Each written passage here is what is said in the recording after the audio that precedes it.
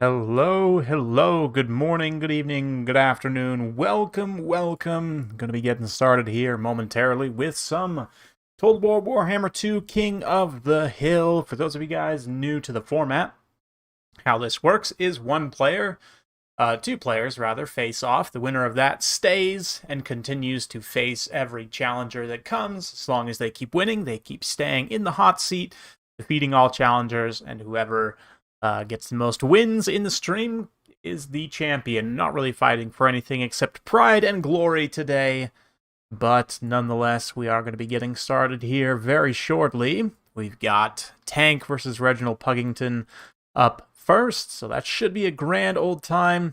Just getting things situated here.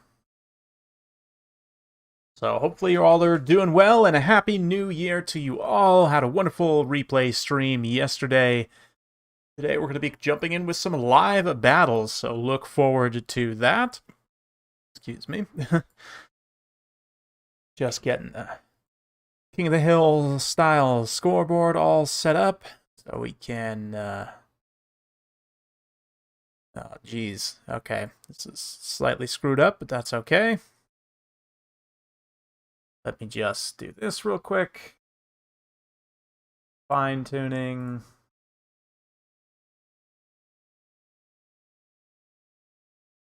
There we go, a little bit better. Okay. Looking good there. There.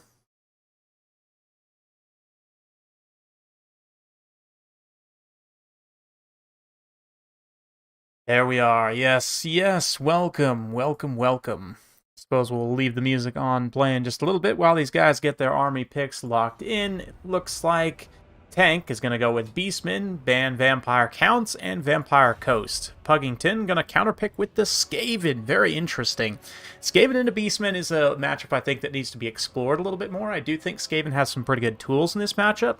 Beastmen, likewise, are also just really strong in general in the meta right now, so yeah, looking good there. We are on the Bloodpine Woods map. So yeah, hopefully all are doing well. Hopefully you're not too hungover from last night. I actually ended up falling asleep pretty early on in the night, just shortly after midnight here, local time. Super tired from traveling and working and doing a bunch of other stuff. So yeah, just decided to relax, take it easy, chill with my girlfriend, and just, yeah, hang out for the evening.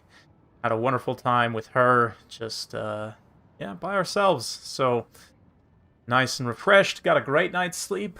Great way to start the year off, so I'm raring to go. I don't know, I've know already some people are struggling with the whole hangover situation. My thoughts go out to you all, but welcome. Hopefully I can provide a little bit of entertainment for you guys today. Looks like Puggington going in on the Dark Elves, okay. Yeah.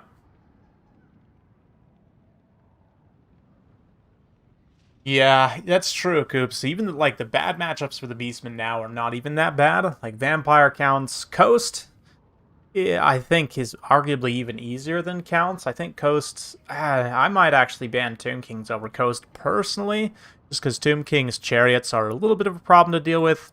Chariots can thin out your infantry, and they do have some tools to defeat your single entities. You likewise don't have Burning Head to kill Tomb Guard, so I'd actually probably go with Tomb Kings over Coast personally.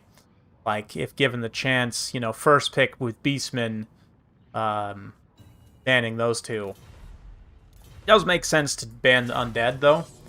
Beastmen generally struggling with that leadership aspect. Coast, because of the Vanguard tools of Beastmen, you can get on their missiles and shut them down pretty quickly, and the speed disparity is so extreme that it's hard for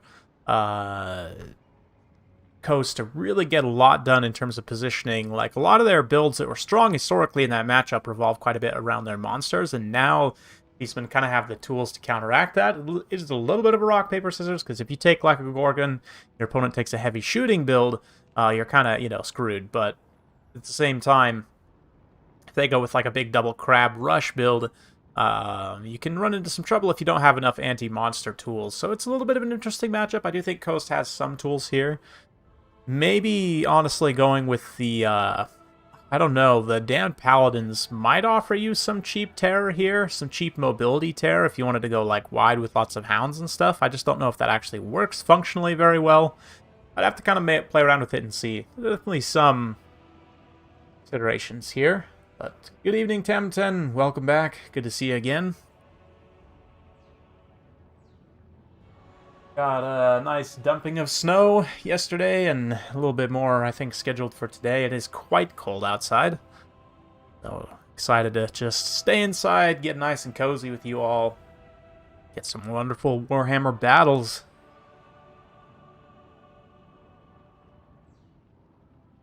Dark Elves into Beastmen is an interesting one. There's a number of things you can try and do.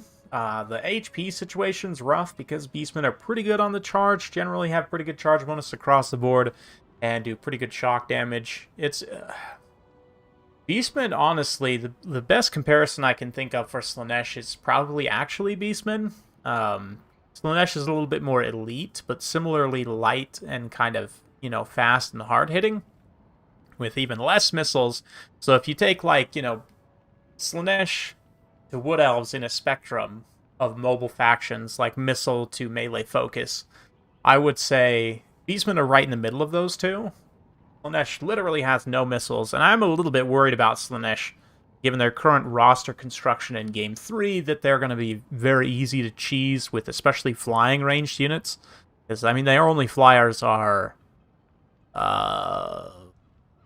Furies, right? And they don't have any ranged units, so, like, just in the context of Game 3, you know, the balloons, the Tzeentch, Screaming, Burning Chariot, whatever, in the air, those are going to be really hard for Slaanesh to deal with, I think, but we'll have to see. Yes. We will keep all the snow. We're in a severe drought out here in the western U.S., so we will gladly just hoard it all and pile it up in our mountains. Thank you very much.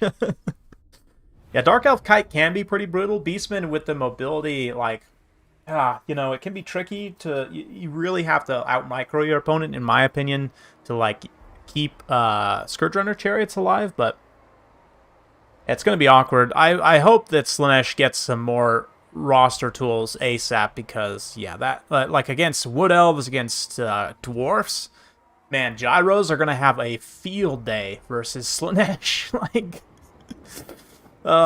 yeah, they'll probably be pretty essential in that matchup initially, assuming Dwarfs are available for custom.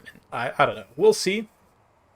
Really hoping that at least the Old World factions are available in custom. Like, I can understand if maybe High Elves, Dark Elves, Lizardmen aren't available in the custom battle, but Skaven plus all the Old World factions, I would think you pretty much have to have them. Anyway, let's take a look here at the builds, starting on the Beastman side. For tank, he's got Torok's Brass Bull plus a Gorbel. Been seeing quite a bit of Gorbel lately, I have to say. Quite like that. Brave Shaman Lord Wild on the cheap Chariot. Some Centaurs, regular Centaurs here. 2 Giants. Wow, double Giant build versus Dark Elves. That is fairly unusual. Love to see. We've got some Ungors and Gors mixed in, so he's kind of got the mobility to screen for the Giants, and then this kind of massive hitting power here in the center. On the flip side, there is some range tools to deal with the Giants, but not a ton. These Dark Shards are going to have to be careful of all that mobility. Cold One Knights should be able to screen the cavalry pretty effectively, but they will have to maintain positioning. Slaanesh's Harvester is also pretty decent here. I've got some Harpies up in the air. Crone Hellebron on foot. Interesting choice. Plus the Sorceress of Fire.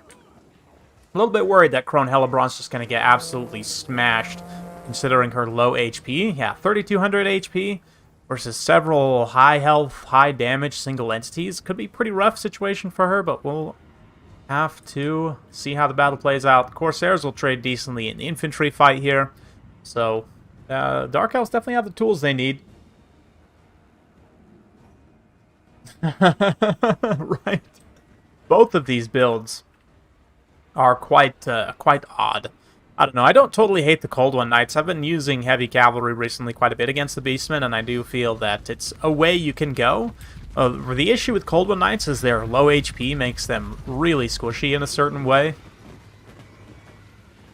Hey, what's up, Matthew? Good to see you. Welcome. Ice Power in the house, also on the list. Is there something going on with my sound? Did I, like, turn my music off by accident? No, I just bumped the master up a little bit. There we go. LeBron going to be charging in here just straight up the pipe with the Corsairs. This will be a great engagement for the Corsairs. They actually get a cascading fire cloak for additional melee defense, up to 52 melee defense. Basically take no damage in that frontline engagement. The Giants and the Chariot, a little bit late to this frontline engagement, but we'll see. Torok's right now taking some of the shots of the Dark Shards. Centaur is kind of threatening on this flank, and over on the opposite flank, just kind of hanging back for the time being. But Harpies do actually come in here. The Karens of Cain. Ooh, nasty Soul Stealer, too. This is not exactly a great, blob. Although it does look like that is going to be a nice Traderkin. Do a ton of damage to those Slaanesh Harvesters. Infantry support for the Beastmen is evaporating pretty quickly, though. You can see over on this flank, the Dark Shards trying to counterattack back. Nice Burning Head, though. Again, going to continue to thin out those Gore Herds. Torok's already taken a substantial amount of damage. Two Giants, though, not so much. The Centaur is now charging in as well, trying to finish off some of this infantry. A really good shock damage on these Slaanesh Harvesters. Pretty high value unit shut down already. I don't know if it's used its Soul Stealer. I think it probably did. I mean, we saw that one Soul Stealer earlier, so had to be from them, right? But Gorbold taking a beating right now. Saw some cascading fire cloak, probably on some of the Knights. Oh man, here's Hellebron, though, getting double teamed by Giants. Thankfully, she's on foot. She can kind of squeak away here. Korox is going to do his best to pursue. He does knock Hellebron over, so that's not great. She's now going to be potentially caught up, but Hellebron's Drain, I think, is hitting a lot of these Beastmen units here, and the damage is pretty extreme. A lot of the support is already completely evaporated. Centaur's coming in on the side here. They kind of get countercharged by the Cold One Knights, holding firm for the time being. All these units in this pocket relatively healthy. Even this one unit here facing off against the Giants. Not exactly a favorable fight, but they're able to beat back the Centaurs with relatively few losses. So looking pretty good, despite the oddness of this Dark Elf build. The question is, can Hellebron survive? Right now she's doing relatively fine. Just took a huge hit right there. Another couple of massive hits potentially from the Giant, but she's dishing it out. I mean, Torox took a lot of damage right there as well. Giants, both below half. I mean, I guess one's not below half HP, one is pretty well below. But Hellebron might go down here, we'll see. Or Dark Elves can kind of rally all these forces and get to Hellebron. The numbers advantage means that, yeah, it looks like Hellebron's going to be able to screen. The Cold One Knights come in, anti-large AP, trade very well into Torox. Hellebron on foot, providing a little bit of buffs and draining and so forth. That's going to be game. So Hellebron able to survive that attempt. I think, yeah, Tank just missed timing a little bit with his Centaurs and with it needed some Chariots. I mean, the Giants are nice on paper, but in practice, they're just so risky. So risky. And the Cold One Knights really didn't have a lot to counteract them. They were able to kind of clean the Centaurs, and as a result, everything else paid for itself. And Dark Shards get some pretty good value here. Slaanesh Harvesters were shut down pretty hard, but Corsairs also, again, shut down, but at the same time, trading pretty cost-effective in the front line. Hellebron herself, 2,000 damage value. Interesting. Did pretty decent. Yeah, on tank side, the infantry here, you know, Gore Herds, I get what you're going for with the charge bonus and the shock damage. Good against elves in general, but I think just going with more numbers here to help support the Giants might have been a better idea. Maybe some Ungor Spearman Herd. You can trade out these regular Ungors for the Spearman Herd just to kind of help contribute against Cold One Knights. Even though you don't think of Dark Elves necessarily as a heavy cap faction, both Cold One Knights and Dread Knights are pretty good right now. So you may expect to see them in this matchup and prepare accordingly. But good stuff. Let's see who we've got up next on the list. Ice Power, I believe it is you. We don't have too many people on the list, so we may have to get some repeats in today.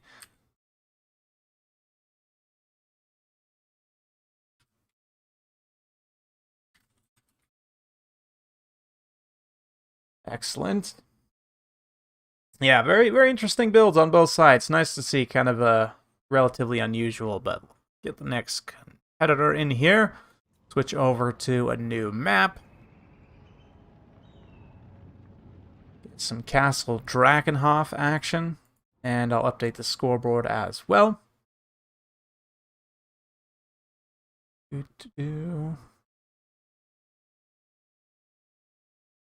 Okay.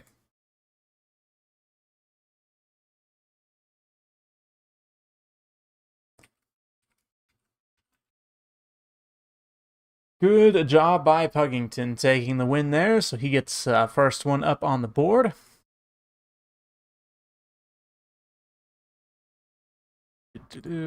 Okay.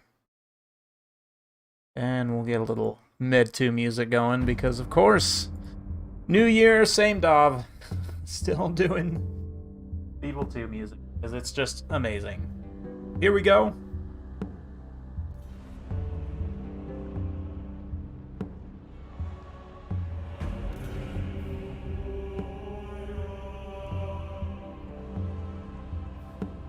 Yes. Yes, yes.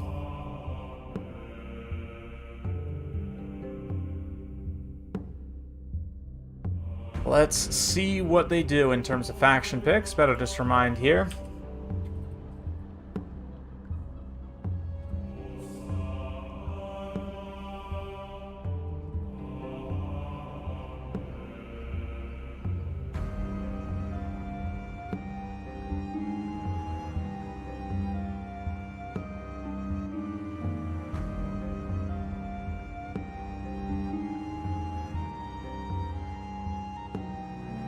Cool, yeah. Now, for those of you guys who don't know the sort of the format for the King of the Hill, the sitting king can continue to play the same faction with no bans, or they can pick a faction they have not used yet and issue 2 bans. So Puggington here, one with the Dark Elves, is choosing to move on to the Vampire Counts, bans Dark Elves and Wood Elves. So Ice Power now out of his sort of main, right? Ice Power being a Dark Elf main, Dark Elves being very good against Vampire Counts.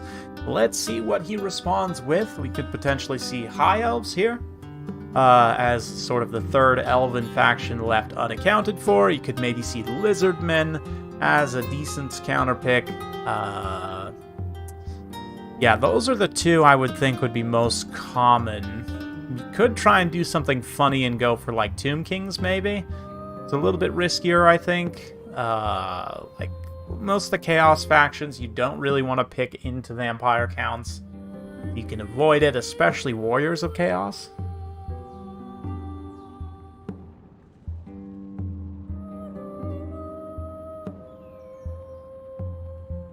Let's see what he locks in, though. Yeah, in my... I would probably go with High Elves here, personally, but... Double Giant, Chosen Halberd, Archaon. I mean, you can. The issue is that your lack of immune to psychology, for one, which, I mean, granted, Archaon does help with that. It's not completely unwinnable. It's just, it's tricky for sure. Ooh, Ice Power going with the Empire. That's a tricky one. I mean, I personally wouldn't pick into this with the Empire, but that's just my own personal anti-vampire bias. Not being a biggest fan of Undead or the Crumbling Mechanic.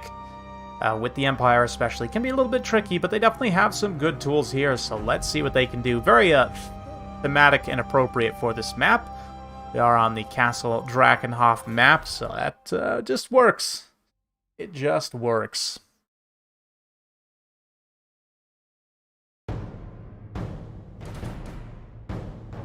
Looks like we got the Phoenix King joining on the list, so I'll pop him on after Stormrunner.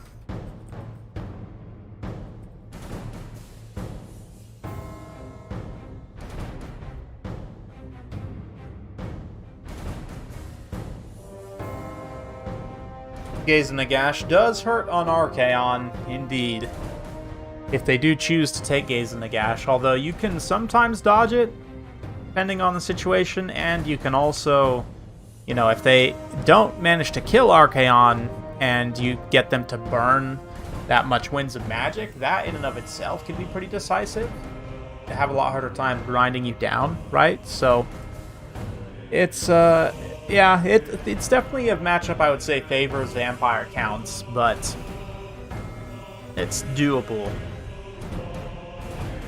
Hey, Happy New Year to you, Mr. Yadrin. Thank you very much. I appreciate that. Thanks for popping by. It's going to be a great year. This should be like one of the greatest, if not the greatest year of all time for the channel in terms of new content. We got a whole new game coming, new multiplayer mode in Domination. I personally am so stoked to bring you guys some awesome Warhammer 3 content. So, hey, thanks, World Beater. Happy New Year to you as well. Yeah. It's risky, Tamanten. It's definitely risky. Like, the thing about using that much Winds of Magic, this is too also of, like, Vampire Coast, rather, right? For going, like a big Van Geist Revenge. If you whiff, or if you don't get the value that you need to from it, like, you're so reliant on your magic for healing and other purposes that you're putting yourself in a pretty bad position. It's one of those things that, like, some factions, it doesn't matter as much what you do with your magic. Like, yes, there are things you can do that are objectively more efficient, like with the Beastmen, just, you know, spamming Traderkin in many cases. You know, with, you know, just taking Soul Stealer, like we were discussing with Lore of Dark Magic. There are certain things you can do that it's just like, yes, this is clearly the most efficient way to use magic. But with a lot of cases, it's not like it doesn't matter, but it matters less than for certain factions, certainly. And vampire counts are probably the one I would say most of all that you have to use your magic, like, in the correct way. Yeah, and more so than others, I would say. Kind of long-winded way to make my point, but High Elves and Lizardmen to a degree as well, although Lizardmen, depending on your build, like, you may only have Skink Priest, in which case you're not going to be getting that much Winds of Magic anyway. But Vampire counts, obviously. Coast, too, I would say.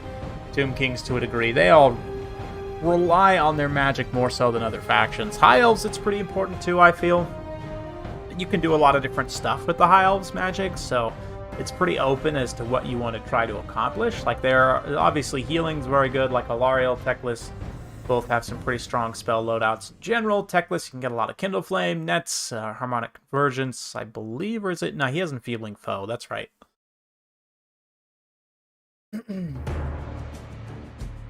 I agree, Coops. I think lore-wise that Dark Elves should have Lore of Life, too. Hopefully at some point in the future they get access to that. Lore of Metal. Even though Dark Elves have really good armor piercing already, I think Lore of Metal would be very good for them. Like, would you take Soul Stealer if you could just take Final Transmutation instead? Hard to say. And obviously Soul Stealer gives you the self-healing, but then Final Transmutation I think is more efficient, a lot more efficient in terms of just raw damage, right? So if you had access to both, which one would you actually take? I'm of the opinion that, like, a Supreme Sorceress on a Manticore is already pretty cheap. With Final Transmutation would be really strong. I don't know, though. Let's see what they can do. Coming in here with some War Wagons. Definitely quite solid in this matchup as shooting it's hard to shut down. Also got Volkswagen here. Volkmar up on his. Right Wizard, Light Wizard, Chem's Burning Gaze, and Nets. So going for the Magic Missiles Snipe. Spearmen, Halberdiers, and some Empire Knights, along with Great Swords and Sigmar's Sons. As for Puggington's counts, Barracks Reavers, definitely very solid. Looks like Blood Knights. Yep, 2 Blood Knights. Dire Pack. Nice scattering of Graveguard. We've got Konigstein Stalkers, Skeleton Warriors, Skeleton Spears, Fellbats. The Red Duke on a Pegasus, which is pretty interesting. He does have 500 weapon strength. Absolutely ridiculous on the Pegasus. Only 180 AP is not incredible, but when you get minus 40 melee defense, I mean, consistent hits are what's going to matter, and just massive overall weapon strength. Given that, you know, here you've got Volkmar, with 100 armor. It's going to be pretty good mitigation, but there is a wide degree of variability there as well, so the Red Duke can definitely get some pretty good shock damage in if he gets good rolls. Banishment, Grand Soul Fire, no buffs from Volkmar, just going to purely damage base instead.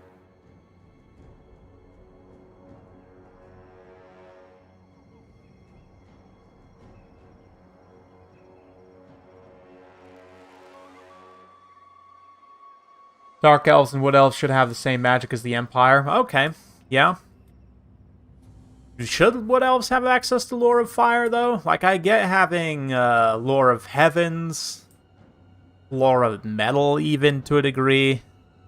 I definitely think that Creative Assembly should open up the Lores of Magic, the common Lores of Magic, to more factions. I'm in agreement there. And I get they want to try and preserve some uniqueness, but Bretonnia, too, in old editions of Tabletop, Bretonnia had access to Lore of Light, and I think it wouldn't be, like, crazy impactful, but it would be awesome to be able to have access to Lore of Light with Bretonnia. Barona's Time Warp on a big Cav blob, or, like, spamming, even just spamming, like, Shem's Burning Gaze to snipe stuff, and then just getting as much of the Immune to Psychology map-wide uptime of Exorcism as you could would be okay for them, I think. Hey, Captain Telis. Hello. Yeah.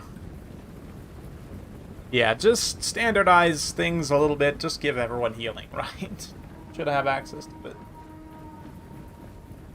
Oh, yeah, and there's still a chance they could rework all the factions in Game 3, right? So, never say never.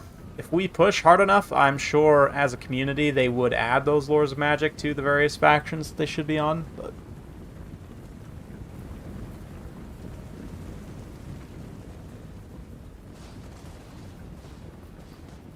Wood Elves had the 8 basic. Okay, so Wood Elves would have access to Lore of Fire. That would actually be crazy strong, because then you could get direct synergy with Starfire Shafts, with Kindle Flame, because right now, like, you have fire damage on Starfire Shafts, but there's no synergy for them, right? There's no additional weakness to fire. And what else? I guess they would need Metal, Fire, and Heavens. Is that what they're missing? I think those are the 3 they're missing of the common lores, right? I hope so.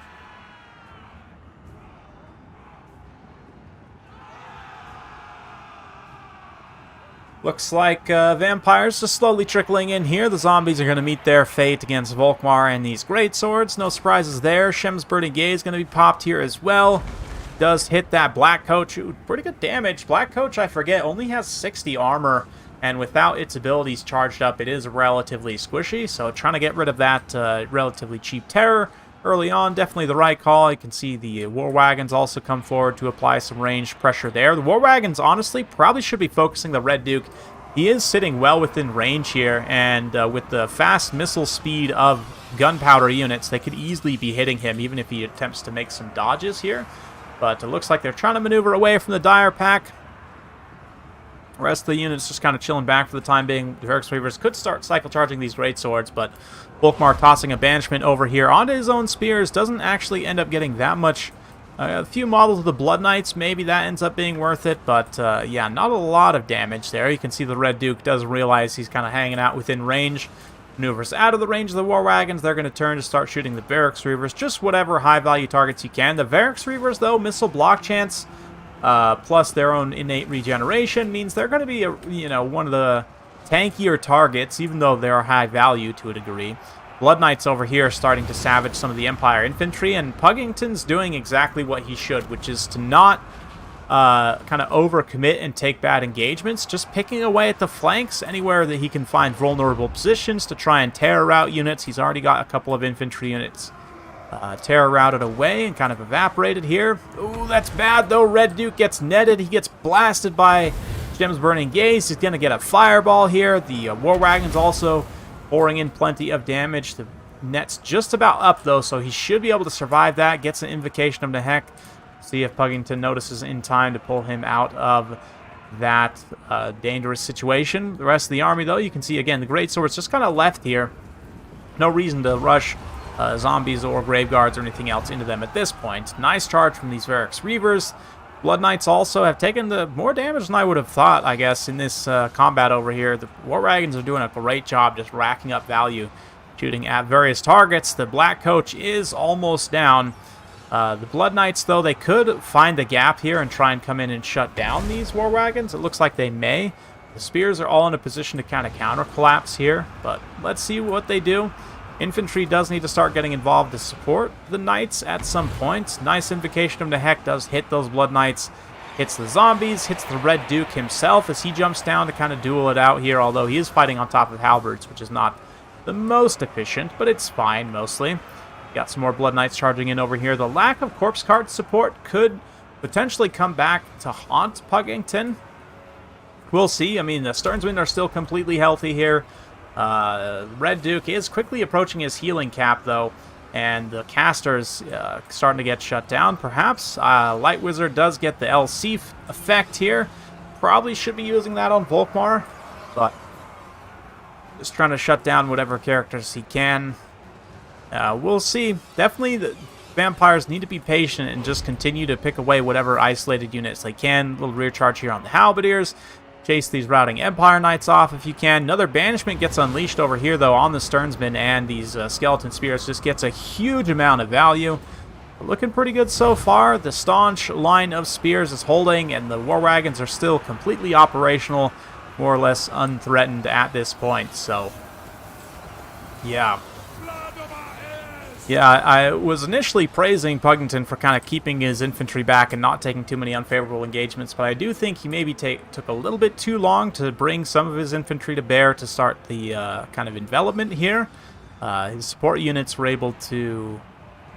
were not able to kind of hang around long enough to absorb the damage. A lot of the damage did end up being dealt to these Blood Knights. Very expensive units and no passive healing again. No corpse carts and mortis engines or anything like that. I mean, Ice Power had the tools he needed to shut down corpse carts with the 2 magic missiles and everything, but if they're shooting the corpse carts, then they're not shooting, you know, the Red Duke or whatever else. It's a little bit tricky situation, but Great Swords just holding firm. Empire Infantry doesn't really have to even be microed much here, as long as they just kind of keep surrounding the wagons.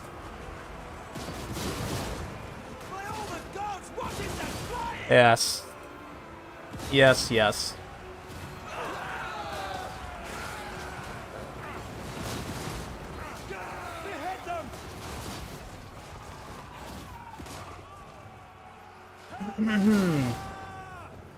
Yeah, the High Elves, I would like for Martial Prowess to get a rework. I don't love it as mechanic. It's okay, but it just feels like a halfway through the battle your units get nerfed, which is oftentimes the exact worst time that they could be nerfed. But great job to Ice Power there. Takes home a win. Great kill. Great Swords. 114 kills. Only 100 damage value. That's kind of hilarious, but just how it goes sometimes. Yeah, halberds. These halberds got some really great value. They were the one kind of doing a lot of damage to these Blood Knights. Blood Knights not able to terror route anything off. The Black Coach, I do like the Black Coach as a cheap terror option, especially against the Empire, where your ethereals don't really function as well. But the War Wagons, just absolute menace to Vampire Society. Yeah, one Blood Knight did okay, but the other Blood Knights pretty well struggled. Volkmar also pretty tough to shut down. It's an interesting one, definitely. But GG to both. Let's go ahead and move on. Update the scoreboard here. Let me put some music on. We'll get the next opponent in as well, and I'll be right back.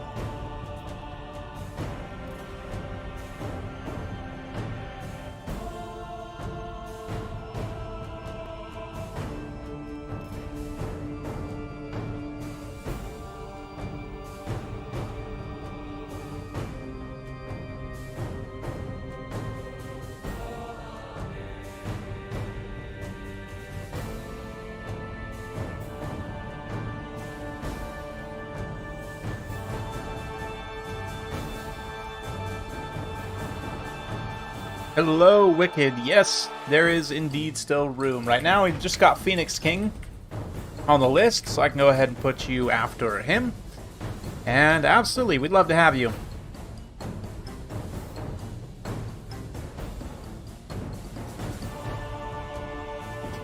Hope you're having a happy new year, Wicked. I wish you a prosperous and wonderful 2022. Yeah, Game 3 coming out. Lots of great stuff in the community.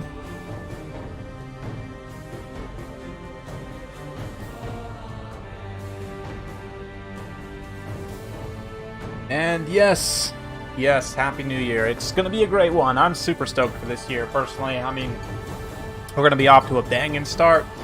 Release of Total War Warhammer 3 in February. And then from there, I really hope that the pace of DLC is going to be a little bit faster. We'll start to get some releases very quickly. So, someone made a post on Reddit about DLC speculation, right? And I had made a few comments on there, and I think a few things are going to happen. Number one, and this is me mostly wishful thinking. I don't, again, no inside information on this, but just speculation, right? So, I personally, the thing I would want to see first from a DLC perspective is reworks to Warriors of Chaos and or Norska. A lot of people think they're going to open with DLCs fleshing out some of the new factions, and while I could see that, I think the priority this time around is going to be to start to bring those factions into the new campaign map. And since Warriors of Chaos and Norska are both sort of associated, you know, with Chaos, obviously, they kind of relate to the demons tangentially. It make a lot of sense for the theming of the game to try and bring those in. Now, question is what form those DLCs could take, right? There's always the possibility of just straight up Lord pack, right? With maybe like Warriors of Chaos versus Kislev, or maybe even Ogre Kingdoms. Norska versus Kislev would also make a lot of sense geographically, right? You could tell some interesting stories there. Yeah, maybe like, I don't know. Maybe they could do something where they add like multiple lords just to Warriors of Chaos themselves. I think it'd be pretty cool and unique for them to do maybe like a one per god, right? And maybe add like 4 new Warriors of Chaos lords. Maybe they shoot Sigvald over to Slaanesh. And that way you have like a demon lord for each faction, which we're getting in the base game, and then a warrior lord for each faction. That for me would make a lot of sense. But from there, yeah, Norska, just needs anything really. I have a video in the works that I was hoping to have it done over the holiday break. Didn't quite get it done in time, but it should be done Sunday or Monday, about my wishes for a Norska rework, and then I'm going to talk separately about new units that they could add in the DLC. But Norska is kind of the one close to my heart that I would want to see as soon as possible. And then I think they'll probably do the combined map integration after those two factions get reworks, because then they'll be brought up to speed and they can combine, you know, make the big combined map with I mean, yes, like Vampire Counts would also need an update. There's a few others, the Coast and Tomb Kings. You know, maybe we see a Nagash DLC kind of giving all of the undead some stuff after the combined map integration. That would also make a lot of sense to kind of bring those factions forward. Chaos Dwarfs would probably fit in there somewhere as well as just a new standalone faction.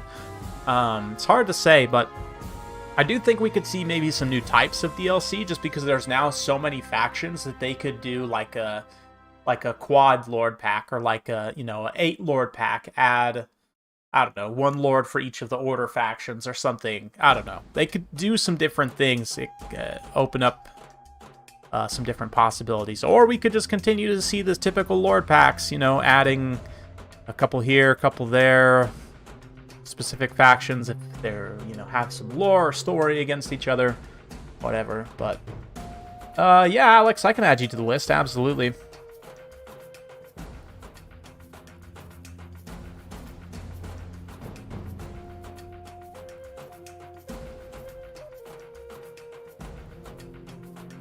I would love Dogs of War, and I do think Dogs of War are actually a possibility. Yeah, we'll see.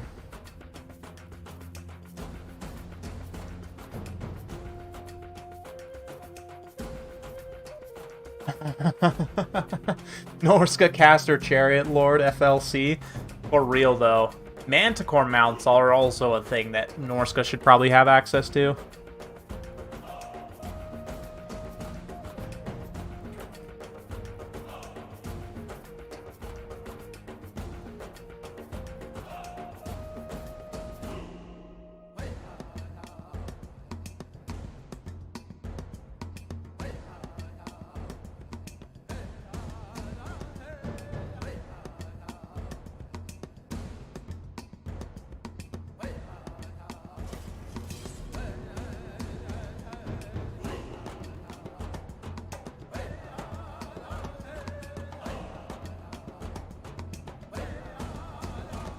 Looks like we're going to have Empire into Wood Elves, which pleases me. This is an appropriate matchup. So just let these guys start when they're ready. Yeah, Wicked, there's a few mods out there. There's one that adds the Shaman Sorcerer Lord actually with the Mammoth War Shrine mount, and that one's really cool too, because then you can take the Lore of Fire, right?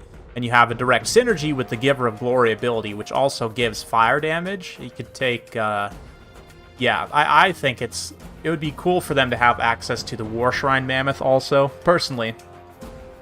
Yeah.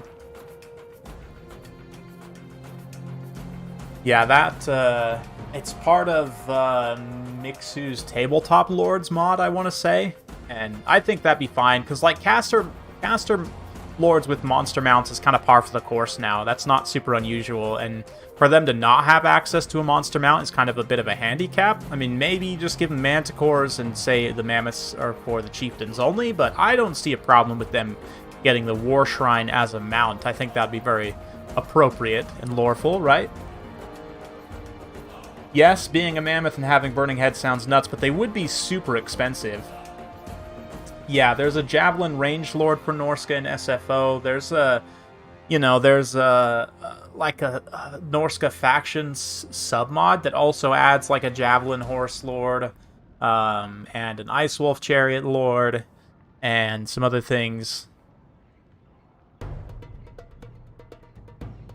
Yeah, just Caster Lords in general really help Norska out. Most of the, spoiler alert, most of the focus of the video is on characters, because I think Norska's roster is actually pretty good. I would add a few things, but hero-wise, I have 2 ideas for characters, for Marauder-type characters. I don't want to spoil the video, though, so I'm not going to talk more about it here, but you can probably guess sort of what they would be like.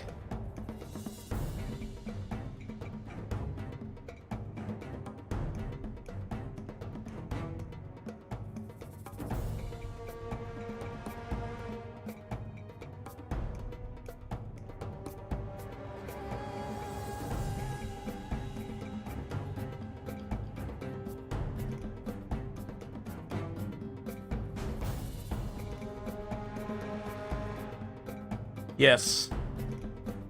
Yeah, Ice Wolf Chariots being 360 shooting is another thing. Actually, let me make a note of that. I think I might have forgot to record that.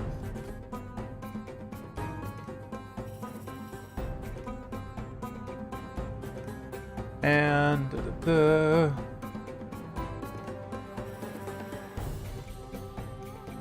yes, playable Sirtha Ek also needs to be a thing.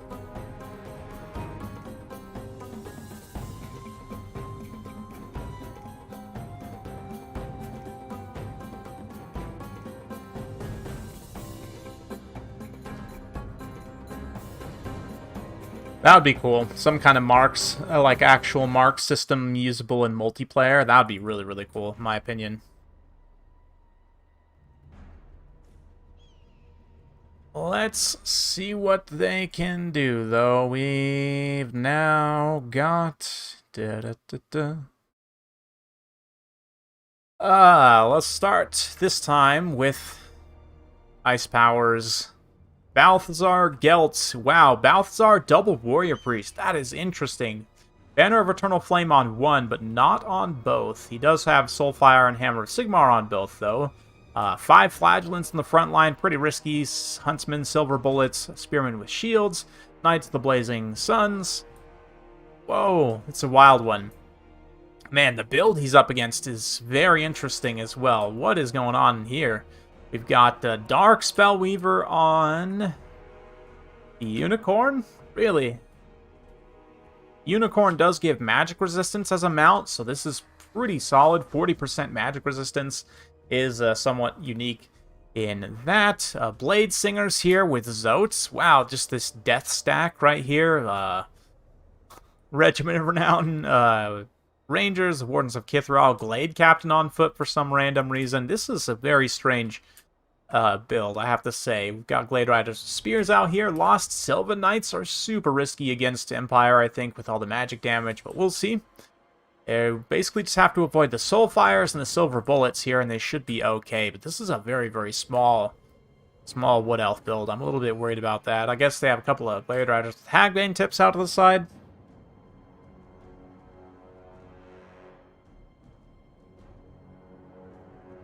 I don't know.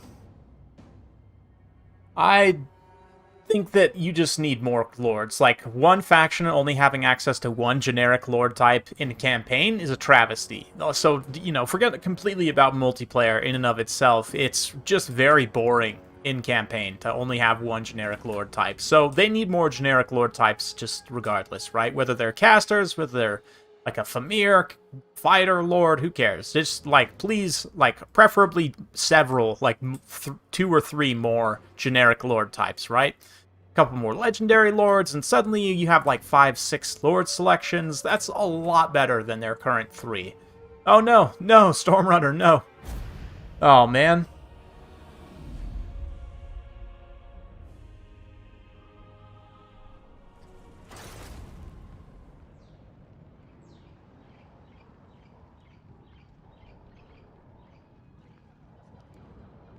Yeah.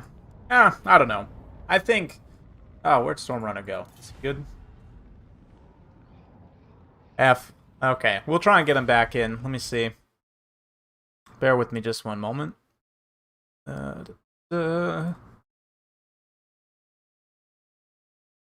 me see if he's still online. Yeah, I mean, Norska needs more lords. There's no, I don't think that's really debatable. Faction only having 3 lord choices is just bad. I mean, you look at, like, vampire counts with their 4 bloodline lords, like 3 generic other lord types. They have, what, like 5 legendary lords versus Norska's 3. It's just so sad. And hero types as well. I mean, they're lacking significantly in the hero department, so yeah. That's the majority of the things I think they need is characters, but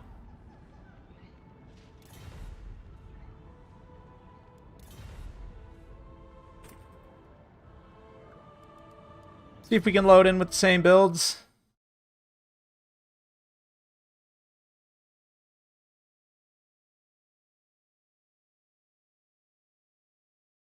I mean, I do agree that like Wulfric on the Chariot, I think he might be fairly priced. I would need to compare him, like, he'd stick Wulfric on the Chariot base price and compare him to, like, I don't know, he's not as strong as Grom, but he's probably, you could do, like, I don't know, he might be as strong as, like, not as strong as Khazrak, but definitely as strong as a generic Beast Lord on his Chariot. As far as, like, Chariot Lords go, he's definitely better than Malekith base price. I don't know. I don't feel like he's insanely overpriced, given his ability set. Granted, like, the boat is objectively very strong for how much you pay for it, so, like, I see that as kind of a, you know, you can't necessarily take one without the other, but yeah. I would love engineers for Empire. I would prefer the engineers to maybe be a Lord type so they could actually take steam tanks as a mount, but that's purely for selfish reasons.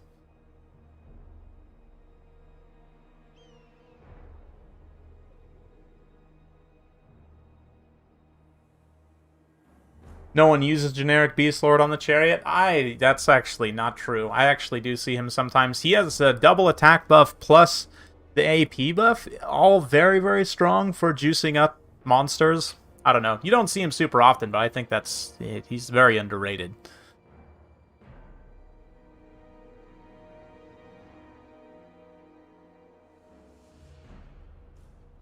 And you do see Wulfric on the Chariot, though, is the thing. You do actually see that. You see triple caster Chariot pretty frequently, actually. It's a pretty strong combination of lords, because all three of the caster Chariot also has AP, right? As does Wulfric's Chariot. So you get, like, against dwarfs, for example, like 3 character Chariots all with AP. It's pretty hard for the dwarfs to shut down, especially in the late game, if you can keep them all pretty well alive. And, like, even against some of the lighter factions, like, it's a little bit risky against Wood Elves because the Chariot doesn't have that much HP. But even against, like, Beastmen, I mean, you probably have tools to kill something like Taurox anyway, and I don't know, the Chariots are just so strong. I really like the Norskin Chariots, Norskin character Chariots.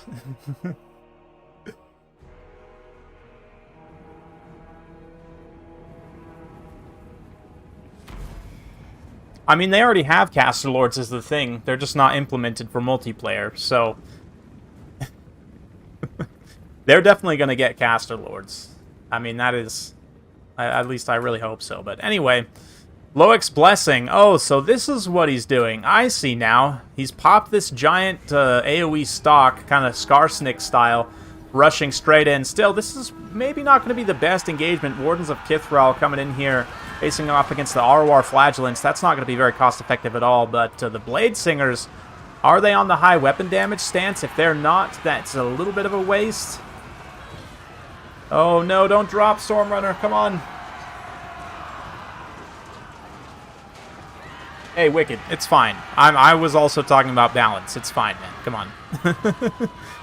It's okay to talk about balance in between games. I honestly don't mind at all. But, oh no, Stormrunner. That's, yeah. I think more than anything, he's responding to me, if anything. But anyway, this doesn't look like Stormrunner's internet is gonna work. So, Wicked, you're next up on the list anyway. It's time for you to jump in and fight. I think if Stormrunner's internet's not gonna cooperate, which it does seem to be the case. What is this? What's going on here? No.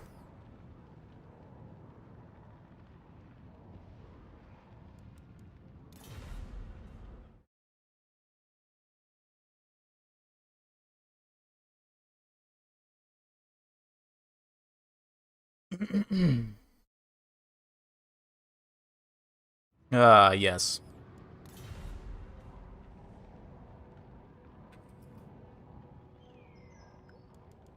Oh, no, that's right. Phoenix King was next. That's right. I'm an idiot. This is why I shouldn't delete my list early. Okay, so Wicked, you're up next after Phoenix, and then we'll get Alex in. That is unfortunate. My apologies, Stormrunner. I was really looking forward to that game. That was going to be a wild one. But let's see here. Right? Yeah. Internet is not ready for the glory. That was way too much naked people fighting.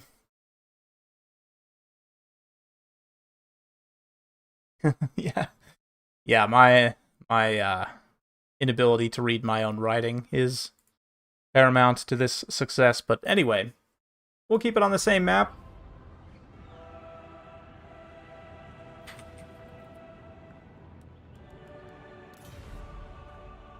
Yes, I agree. Surtha Ek,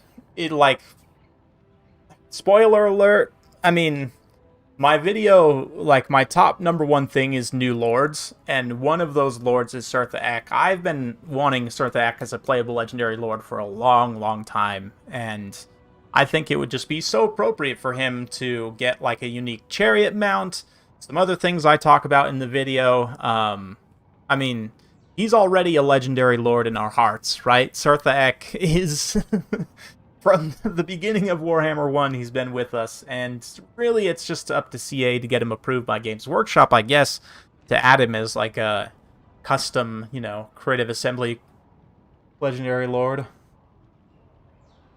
Yes.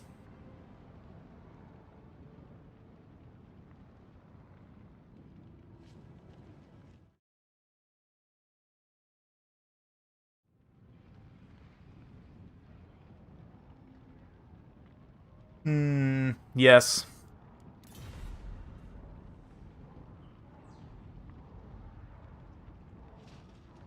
Oh, Phoenix King going with Nagarythe. Interesting. Might see some Shadow Walkers. They are actually legit good in this matchup if you can use all their ammunition. Question is, can you keep them alive? They are very squishy against something like mortars, like very squishy. So, yeah, literally my number one thing. I guess my point. My number one thing is playable Sirtha Ek at some point.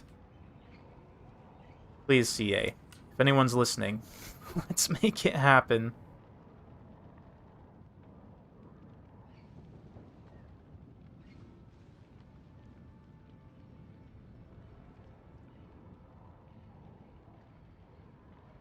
Yeah, there's a high elf reference to him. I think he gives a unique defeat trait to, I want to say, Cetra? I think, if I remember right. Someone gets a unique trait for defeating him.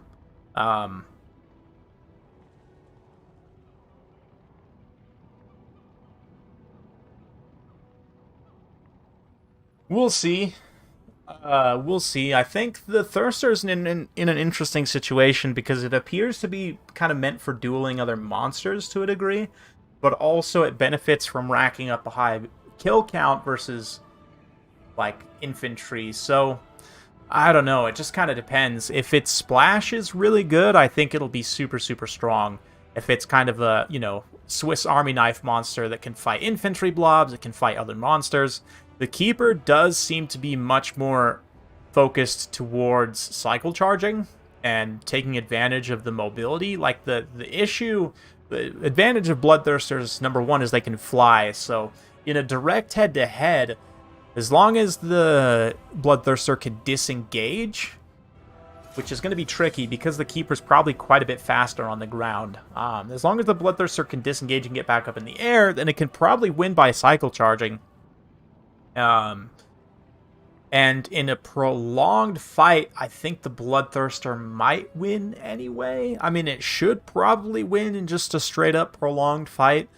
But again, the Keeper, if it cycle charges on the ground, and keep in mind the Keeper also is a spellcaster, so cost-wise you're going to be paying a little bit more for that premium. Like, depending on how it works, I'm assuming you can't equip and unequip spells on units. So, the Bloodthirster could be a little bit more cost-effective if it's slightly cheaper or has better melee stats to kind of compensate for the non-caster status. In terms of performance against kind of various types of units, I would probably say that the Bloodthirster, again, it should be more of a Swiss Army knife where you can use it for just a plethora of different things, whereas the Keeper of Secrets is a little bit more of a glass cannon. Will do more damage on the shock, but then take more damage in a prolonged fight. We'll see, though. I mean, a lot of it depends on some different things.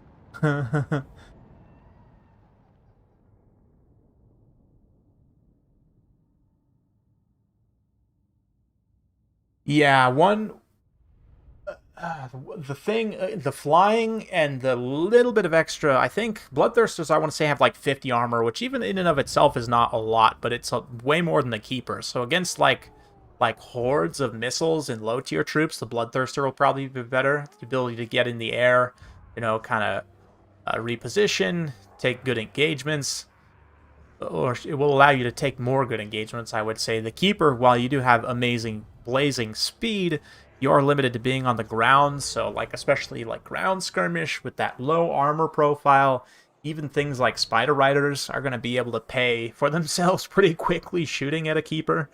So we'll see. I mean, the speed is going to be super paramount, and the ability to screen and cycle charge, but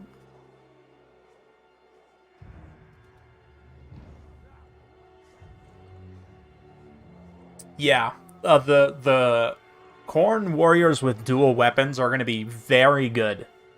like, basically, think how good warriors with great weapons are, and then give them like 75% more total weapon strength and an anti-infantry bonus. You know, like they'll have a little bit less HP, AP rather. But I'd have to look. What, if anyone can double check, what is Berserker's AP value? I think they have like 13 AP or something, maybe even more than that. It's a good, significant portion of AP. And I think the Khorne warriors with dual weapons will have the same weapon strength profile. And plus Frenzy, they're going to have a great charge bonus. Like, they will just destroy any light infantry. And I do think you're right. Khorne warriors with dual weapons are going to be probably very bad for Slaanesh to try and deal with.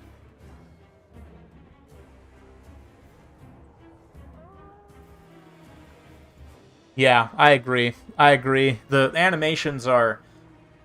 It's really hard to judge based on the footage that we've seen, how the animations are going to be. The Bloodthirster seemed to have pretty decent animations when I fought it in the battle way back in May. And based on what I've seen, like, big, thick monsters that don't move around a lot tend to be alright in terms of animations. Like, at least they're predictable, even if they're not going to dodge very much. So, like, the Great Unclean ones, I think, will probably have a okay animation set. It's not going to be anything crazy, but... wow, this is... What is this? What is this? What are you doing? Phoenix King coming in here with the triple gold chevron. Eagle Claw Bolt Thrower also has all of the reload rate stacking buffs here. So he's got Horn of Isha, Enchanted Spyglass for extra damage, Quicksilver, and Dark in the Skies. So just stacking lots of reload buffs. He's got then 3 Phoenix Guard to protect the rest. Really, though, the Jezzails, they just need to start focusing these bolt throwers, and Ice Power should be able to win relatively easily. I'm not really sure the scatter shot right now focusing on the Hounds is a little bit of an odd choice. I mean, he can't necessarily see the Natty Buboes right now, but you could kind of guess where their shots are coming from and try and focus fire on them. But this is a lot of investment just to use up all of your ammo very, very quickly. So we'll see. I'd imagine that the Skaven numbers are going to be able to get in here and shut these down pretty quickly. But Heralds of the Wind are going to try and get back into the back line. Oh, man. Oh, man, we're going to see some spell here. Ah, yes, the dreaded vortex that does some damage. Yes, this is the one that actually does damage. Okay. Allure of Stealth. Nice to see. Death Runners pushing through. We've got Clanrat Spears. Phoenix Guard are going to have a pretty bad time against Death Runners. And while I do admire this build, there's just so much wrong with it, to be honest. I mean, the Elite Infantry is going to be very squishy against Death Runners here, and like that spell came in, did a ton of damage to these Keepers of the Flame as well. The Artillery going to get shut down relatively quickly as the Phoenix Guard do somewhat overextend, but surprisingly enough, Skaven Slave Spears come in and just almost instantly rout. Not to mention the Heralds of the Wind to get in the backline, trying to shut down the Jezzails, but Wolf Rats are able to find and counteract them.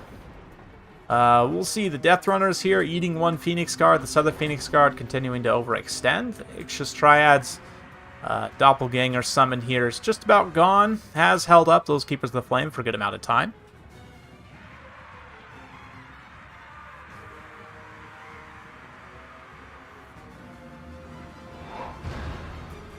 Yeah, and one thing to note, particularly, Tank, about the Khorne spawn is that they have like 200 weapon strength or something crazy like that. Like the Khorne spawn, in terms of the different spawn varieties, which we will have quite a few in Game 3, the Khorne spawn are the angriest and the highest damage spawn. So again, you go back to like low health factions like Slaanesh or any of the elves, that's going to be ridiculous. They can one-shot, I think, it depends on how big their splash attacks are, but they could probably one-shot like 3 or 4 models at a time for elves, right?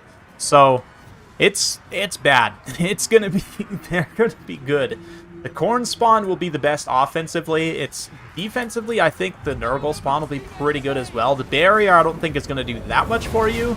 And Slaanesh, I mean, he'll have spawn. I don't think the spawn are gonna be wildly useful for Slaanesh because I don't know. You already get the soporific or however it's pronounced. Yeah, the contact effect you're going to get from other units, so they don't really have that much special, but Nurgle having just straight up regeneration plus poison attacks on his spawn, I do think make them the best, in my opinion, but I'm surprised that Elves have been able to hold out this long. The Elves are completely unopposed, though, at this point. All that artillery was still not able to shut down those weapons teams. Still online briefly, but the wolf rats are looming. Yeah, Lithnar's still alive. Keepers of the Flame, though, going down to ranged. And that little explosion is doing a little bit of damage, though. It is very noticeable when they go down. They just kind of blow up. But anyway.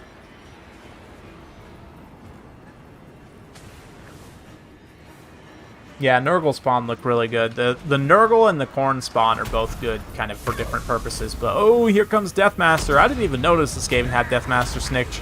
That's how close I've been paying attention. Deathmaster is a great counter for a Lithnar, though, because he's much faster than the Lithnar and has the combat stats to win pretty decisively, as long as he doesn't get shot too much by a Lithnar. You can see there that the Handmaiden just gets absolutely nuked on stats and is going to go down in a big, big hurry. Eshin Sorcerer are even moving in, try and help finish things off, and there is army losses, so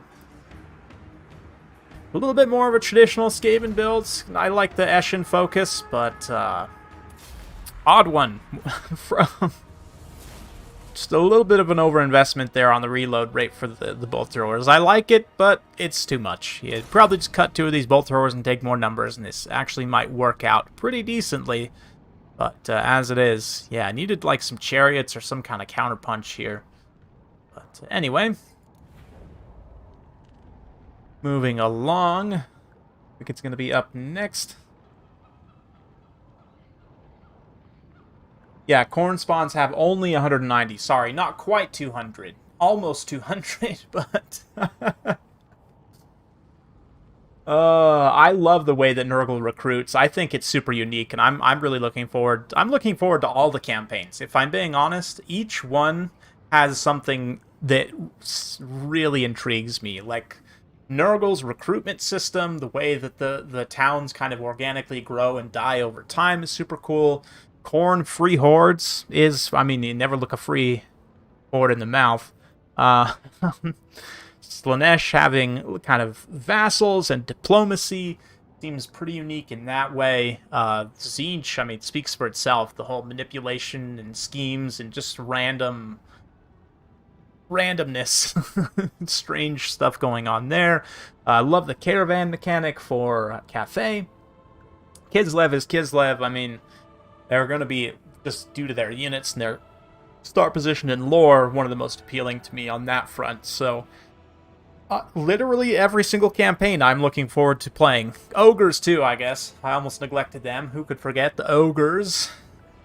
Their ogre camps seem very unique, and the ability to kind of set up shop in someone else's province seems hilarious. And kind of the way that you sort of pre-plan your invasions with the camps and then get bonus income and everything else. Looks up. Yes, you are.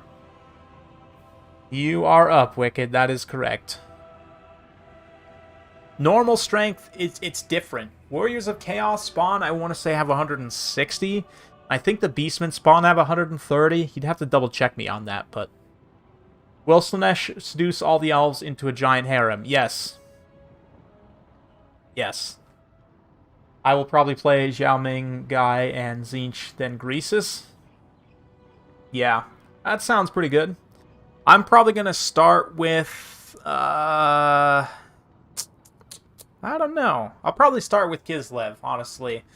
And then probably do Tzeentch next, then maybe Nurgle, then maybe I'll go to Ogres, and then Khorne, Slaanesh, and then maybe end on Cathay. We'll see. 6 campaigns to play through, though, all very unique and different. Looking forward to that. I mean, plus 2, and maybe one more. I guess we haven't even heard about the 9th Legendary Lord yet, so... let me switch up the map here.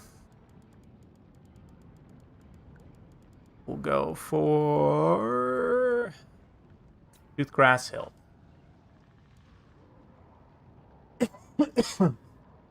Yeah, we'll see. The ogres, I think saber tusks are going to be pretty important for screening those mobile range units. Like, it'll be kind of like how Tomb Kings use like Ushabti great bows plus Nekara horsemen to like screen missile units. I think you're going to have to do something similar with the lead belchers and with saber tusks in order to kind of like, you know, screen missile cavalry and so forth. Low-tier spears are going to be really nasty. Ogres, I think, are going to be one of the trickiest to balance, for sure. Just because they, yeah, I mean... They have a lot of obvious counters, let's say. Kind of like with Bretonnia.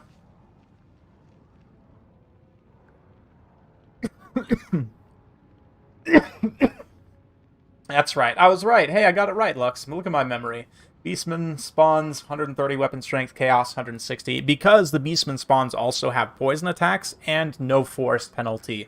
So they pick up a couple of advantages, as a result, have slightly lower weapon strength. So yeah, the spawn, Khorne will be the strongest. I think the Nurgle spawn, I want to say, have 130, and then I think both the Tzeentch and Slaanesh spawn have 160 as well. I could be wrong.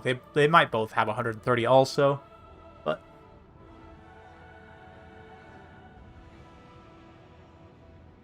I don't think so, Alex. I think Skarbrand was never intended to fly, because in the lore, Khorne literally tore his wings up, right? Because they got in a fight, right? So I think Skarbrand was never intended to fly. A lot of people have some conspiracy theories about why we haven't seen Skarbrand in battle yet, and I think it's a lot simpler and more boring than what a lot of people think. I think literally it's this. The Exalted Bloodthirster was approved to be shown in marketing content way back in like May, and they didn't ever bother going through the process of approving anything else for gameplay content, right? Like you look at some of the other factions like Inkari and the Exalted Keeper of Secrets were both kind of intended to be showed in marketing, so they both had to go through that approval process. Yeah, that would be my guess, is that it's just like a boring marketing decision. They were like, oh, well, if we don't have to dedicate the extra man hours to making sure that this is polished enough, you know, that passes the marketing muster, so to speak.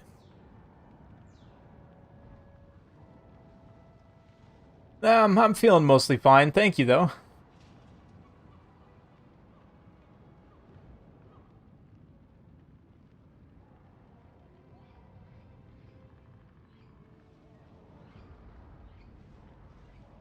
It could be. I mean, a part of it could be that they didn't have time to... He probably has a bespoke animation set that's different from the Bloodthirsters, and they might not have had time to finish it, you know, before that whole approval process.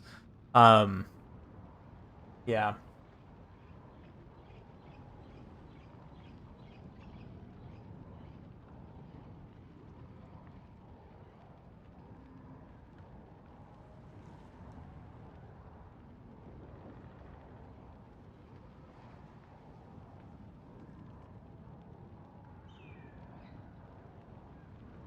Yeah, more Noblars screens and kind of like different types of meat shields that fulfill more different roles would be good. But for the time being, I mean, you're going to want to probably max your Noblars in most army compositions with Ogre Kingdoms, but I think they'll probably be fine.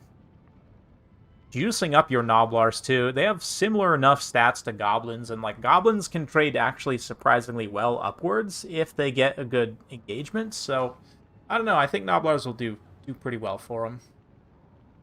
Anyway.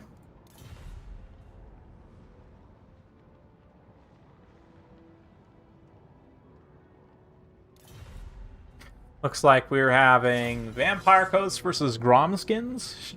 Should be a good time. Hopefully not Gromskins. Hopefully it's, you know, Azag skins or something more fun like that. Hey, what's up, Children of the Mist? Just enjoying the new year, talking about some of the grand stuff, speculating on various things. I unfortunately don't really know enough about the lore to speculate a lot on, like, legendary lords or other characters they could potentially add in the future. I'm more about the mechanics and the kind of role of different units. Noblars don't get WoW. That's true. That's a good point, but I mean, they'll probably get plenty of other buffs. We'll see what kind of how things shake out in terms of the actual battle balance. I know Scrag the Slaughter didn't necessarily have anything that would directly buff them, but we'll see. Greasus might. You never know. And even just some of the magic they have access to, fixing them in place, casting a Burning Head, that's 100% valid, right? So, Grimgore skins calling it now. I could see that, Samurai Warrior. Hope you're well, also Samurai Warrior. Looking forward to having some fun with you coming up here very shortly.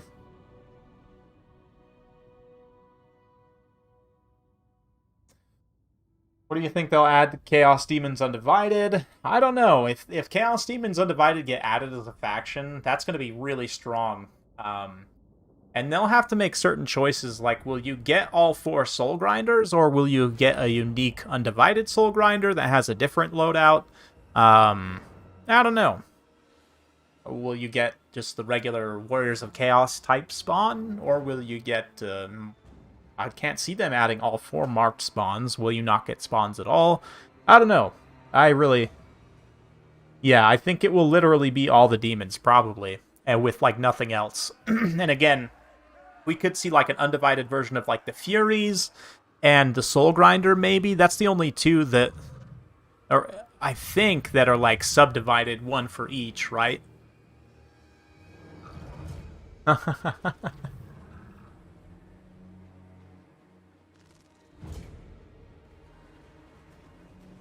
Lack of shields on Noblars is going to hurt, perhaps, although they probably just catch missiles with their face. Hoping they'll just have enough HP and numbers, because if you take, like, 4 Noblars, 5 Noblars, 5 Noblar Trappers, I mean, that's half of your army in terms of raw numbers. And that's probably, like, not that unfeasible to actually take. And the Noblar Trappers, remember, can also return fire in a limited context, so we'll see. Throg is a nice legendary lore. No updates to the scorecards. You're right. Thank you for reminding me. Ice Power is now ahead with 3 wins now. I mean, does Stormrunner count? I'm not going to count Stormrunner. That's not fair. He didn't actually get to fight. Oh no, we had Phoenix King and Wicked though, so you're right. That is 3. Cool. Oh no, Wicked's fighting right now. What am I doing? My brain is spaghetti, guys. Spaghetti code exists in my brain. Back down to 2. Womp womp. Anyway, let's take a look at Grom skins. I would imagine it is Grom skins. Is it? Yes. Yep. Oh, Grimgore skins. Hey, you got it right. Look at that. River Troll Hag as well. Double Troll Hag. We've got a bunch of Spider Riders, Orc Boys, Durkits, Squigs. Like that choice. Super cost-effective ROR. Night Goblin Archers. We've got, yeah, more Night Goblin Archers, lots of Gobos, lots of Night Gobos. I'd imagine some of those are Fanatics, if not all of them. On the other side, Celostra, Crab, Rush, no, Animated Hulks, Gold Chevron Animated Hulks. What a wild one. Only 31 melee defense, even with, you know, rank 9, but that's just fine. Got some handgun mobs, some polearm mobs, Vampire Captain on foot, 2 bloaty boys, some bomb droppers. Yeah, it's a build. Definitely a fun build. Loving it.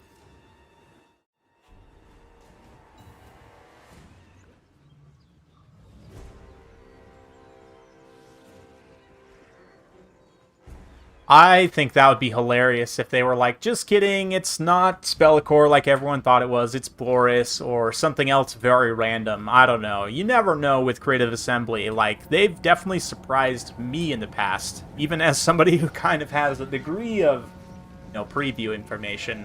Like, I 100% did not expect Thoric Ironbrow, but here we are. What's up, Ghostly? Welcome.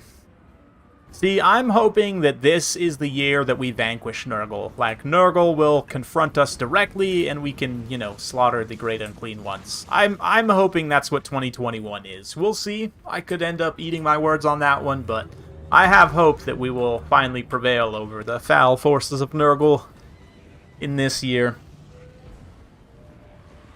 Yeah, Inkari is fantastic. Again, I don't know. I think Inkari has a lot of lore with the Dark Elves and just the elves in general, right? If I remember correctly. So I think that was a good and appropriate choice to add in.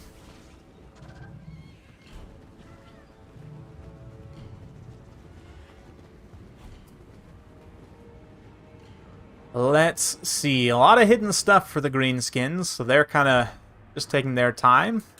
Moving up slowly. Silostra's going to be a lot to deal with.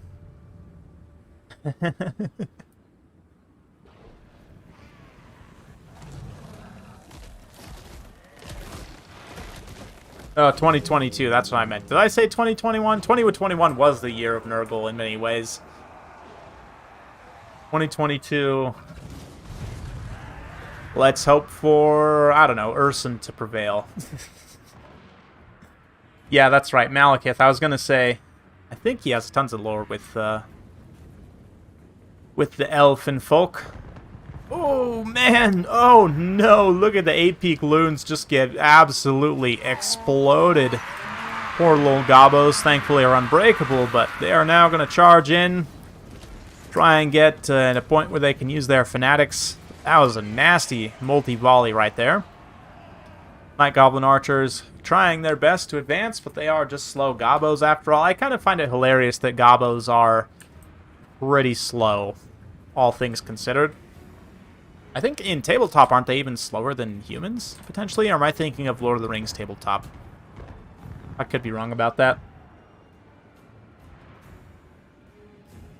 Nurgle has good artillery. Yeah, Nurgle, I mean, the fact that the Grinder is artillery range, the fact that Kugath is also an artillery piece, you have like a few single entity artilleries that you can try and bring. So you're not completely without, and I mean, you have some missile infantry, right? Like you have the Death's Heads, you have the the Plague Drones with the Death's Heads.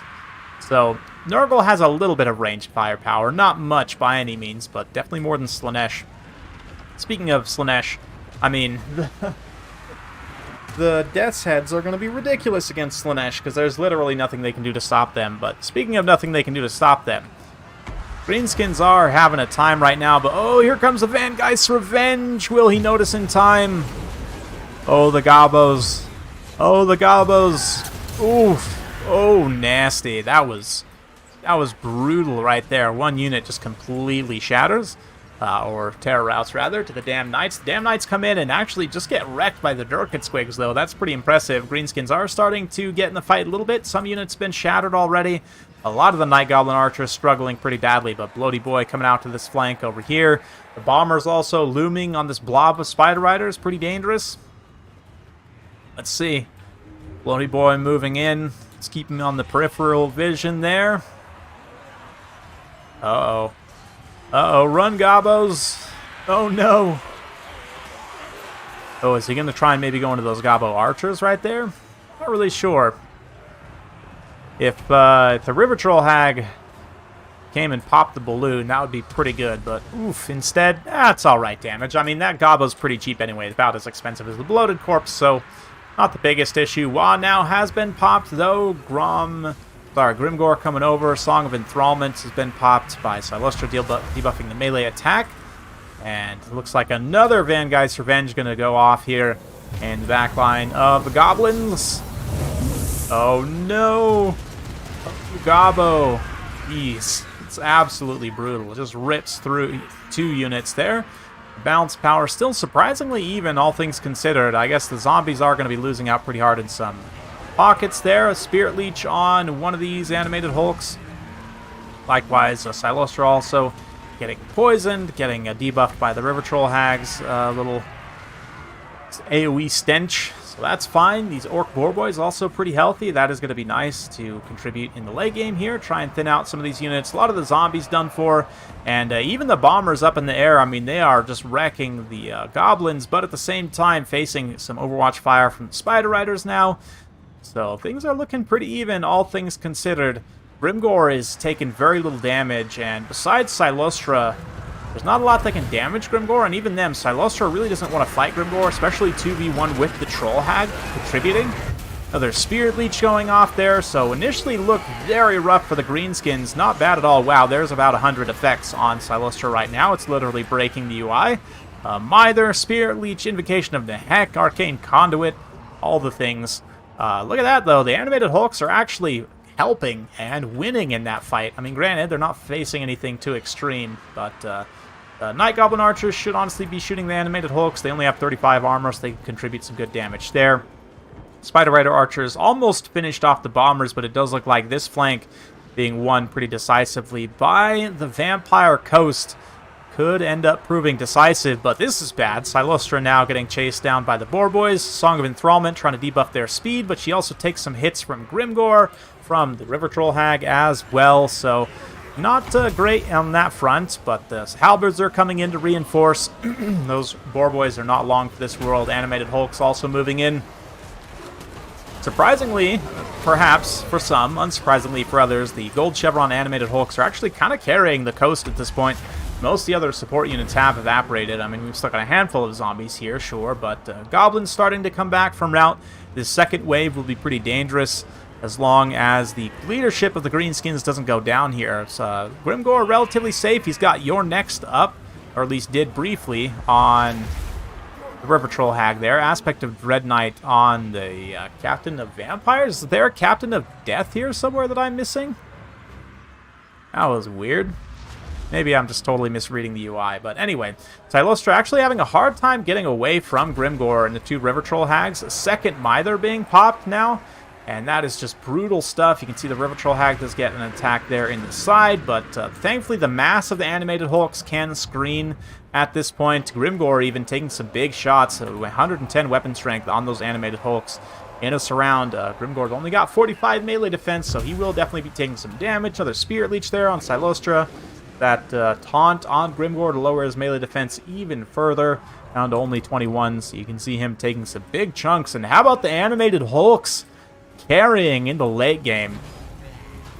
You saw it first here, folks. Just animated Hulks just circle beating Grimgor to death. And yeah, the Goblins, again, focusing quite a bit of fire on Silostra, which makes sense, but at the same time, she has 150 armor. The animated Hulks only have 35 armor, and they are what is going to be ending all of the Greenskins characters rightly, perhaps very wrongly, so...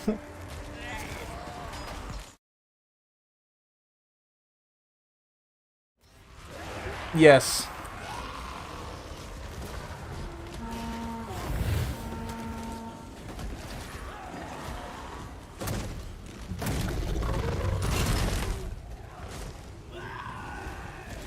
They should give animated Hulks who are undead ogres ogre charge. That would be kind of fun. Wow, animated Hulk carry. Who would have thought? I might have to save that one separately. That was awesome. Fantastic. Really, really good.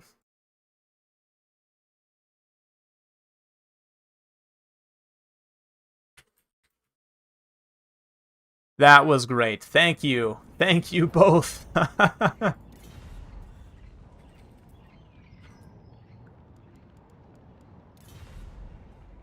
Yes. Let's see. We've got Alex up next on the list, and I think we will have time for World Beater, so let's get Alex in here.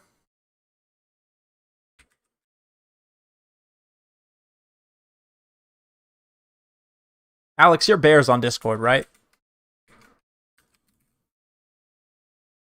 Anyway. Fun, fun. GG indeed.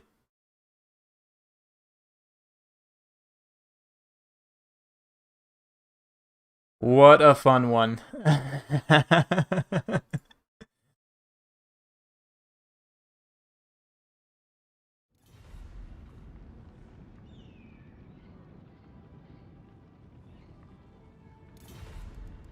Fun one for sure.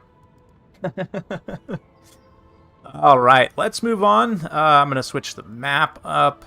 We'll go for something else here. And at this point, I think Ice Power pretty much has the day locked up in terms of taking home the crown, but we still will be playing for pride, see if anyone else can knock Ice Power off. Let's get it.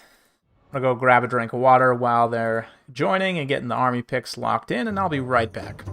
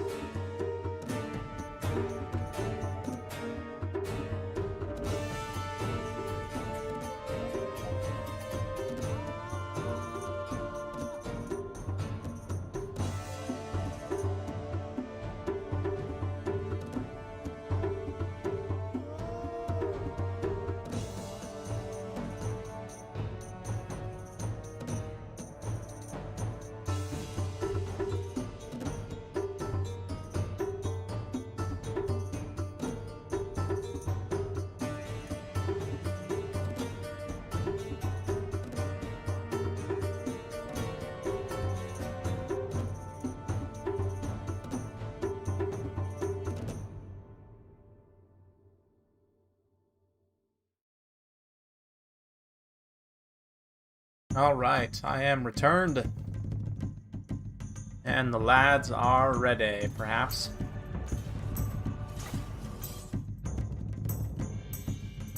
I think Bears is still locking in his pick. I don't know if we'll see Lizardman. It would be fun, but... Thank you all so much for coming out. It's been an absolute pleasure today. We'll have a couple more battles, but I wanted to say Happy New Year to you all who are here. It's been a great year. Those of you watching after the fact as well, I know there will be a handful of you. Thank you. You guys have made 2021 very special, and 2022 is going to be the greatest year of this channel. That much I can guarantee.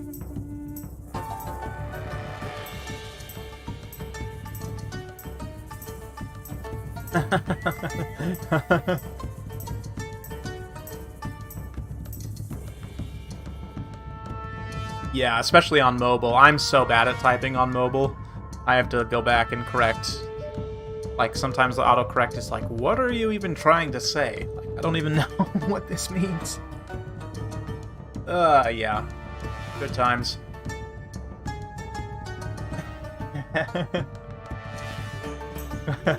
Yeah.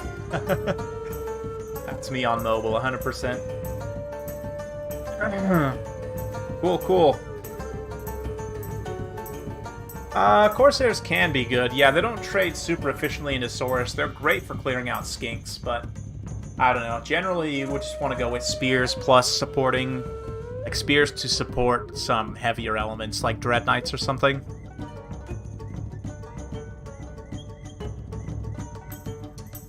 The high armor is good against Saurus, but the low HP is not. So, I mean, it's not the worst trade in the world, but Saurus, I mean, just kind of depends.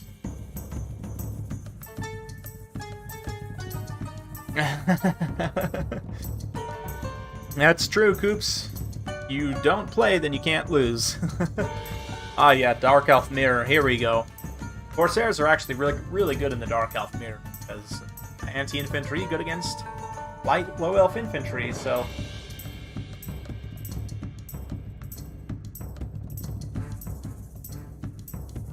They even trade costs efficiently with Witch Elves, if I remember right, but we'll see.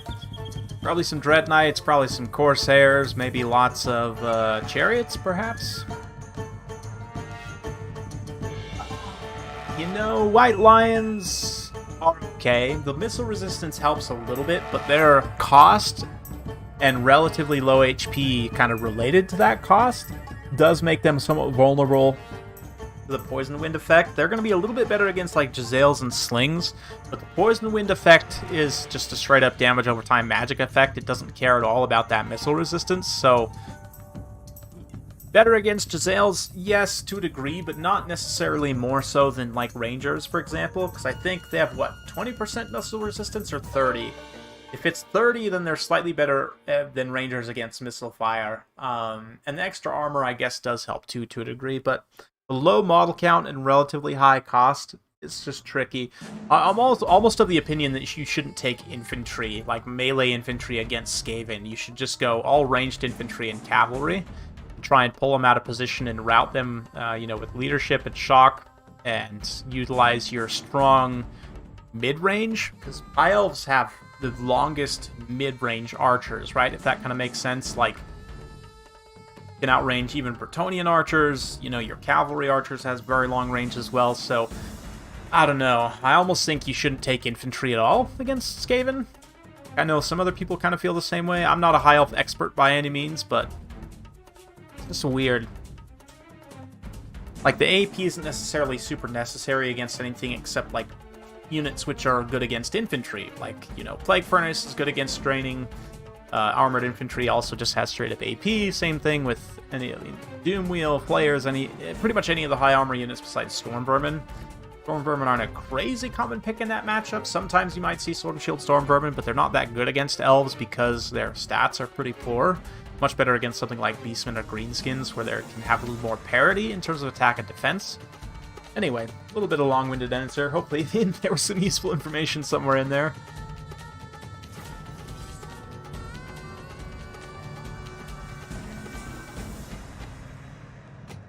Yeah, it was a glorious Vangeist. Multiple glorious Vangeist Revenge.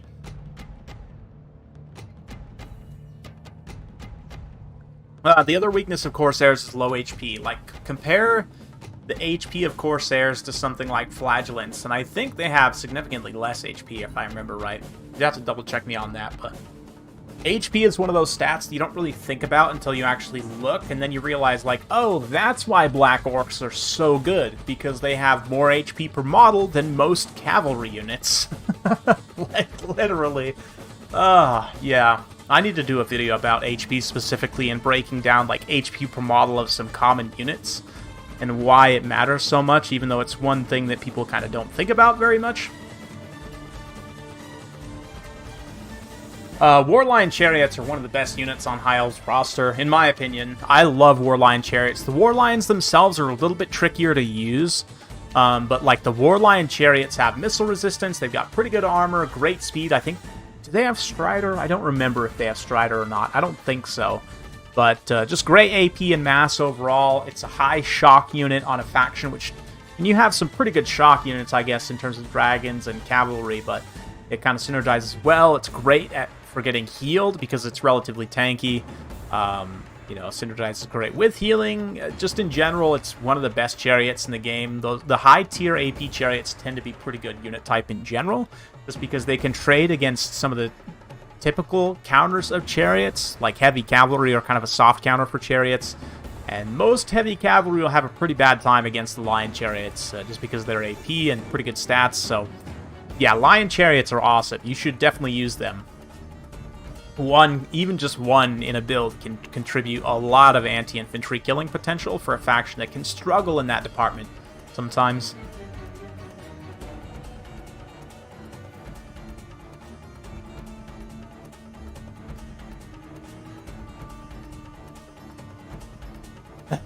Microsoft Edge. Whoops. Yeah, I'm still using other ones, but cool. Get this saved in here. Let's take a look at the Dark Elf mirror build. So Marathi is going to be why is Steam doing this? Anyway, so yeah, we've got Marathi here. No, Supreme Sorceress of Dark Magic. Interesting, with some shades. Dread Spears, Dark Riders, some Corsairs out on the flank there. Cold One Knights here, some more shades. Dark Riders with shields, some more spears. So lots of shades. Interesting choice. Meanwhile, the Corsair Lord on the other side came in with Corsairs. Bit risky. They're going to have a bad time against all those shades. Same thing, Blackguards here. Yeah, from an army composition perspective, Bear's in for a rough time. But we'll see. Lokir Fellheart, Sorceress Lord of Fire. He's got the Bolt Fiends. And he's got a pretty good Vanguard force out back here with some of his own Dark Riders and Shades. The question is, can they even get here in time to salvage this? Because these Blackheart Corsairs don't even know it, but they're about to get rizeked. Just absolutely canned here. Nice little chill wind there, just trying to get the Bolt Fiends to chill out a bit. Sorceress responds with a Feuerball. Makes contact on Miss Supreme there.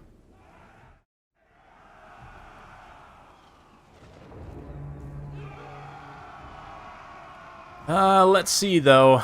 Dark Elf Corsairs. Yeah, I did talk about the Saurus. They're okay. So, Corsairs are not amazing into Saurus. One of the big reasons why is low HP. Like, really, HP per model on Corsairs is not amazing. But anyway, a little chill wind there as well. Wow, look at that Flamestorm. That actually didn't do as much damage as I thought it was going to. Made decent enough contact on those shades, but the flank attack here, the Vanguard from behind is going to get shut down quickly by these Cold One Knights. We've also got Dark Riders moving over here. You can see the shades are trying to escape that and not get spotted. Let's see. Yeah, Pigeon Queen plus Lion Chariots can be disgusting and destructive, yes. Yeah, if you need fire damage, Dragon Princes can be a pretty good alternative, but you can see already Bolt Fiends have been completely shut down.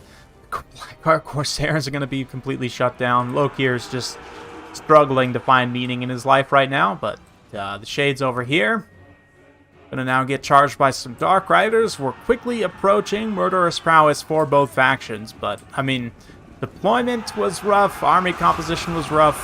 I don't want to call it too early for Bears, but it's not looking great. Definitely not looking great here. Dark Rider's gonna get a very cost-effective charge into those Shades there. He does still have the Bolt Thrower on lines, shutting down some of these Shades here. Corsairs coming forward. The Corsairs can get into combat. They'll definitely do quite a bit. And the Blackguard being completely healthy into the late game will also help to kind of counteract some of those cavalry. But here come the Shades, starting to deal with one unit of Blackguard there. Surprised neither player brought Chariots. I actually think Cold One Chariots can be very good here. The Scourge Runners also could have been very good here at kind of counter-skirmishing the Shades, maybe directly charging them, taking them out. We'll see. Dark Riders start to rally over here, trying to escape some of those other Dark Riders. Shades here, continuing to take damage. Yeah, the Man Flayers as a Regiment of Renown. I really do hope we get some more Regiments of Renown for Dark Elves. Some of the cheaper ones, too. Like, cheap Regiments of Renown are great. Dark Rider, unfortunately, the Repeater Crossbow Regiment of Renown is, like, somewhat unique and useless.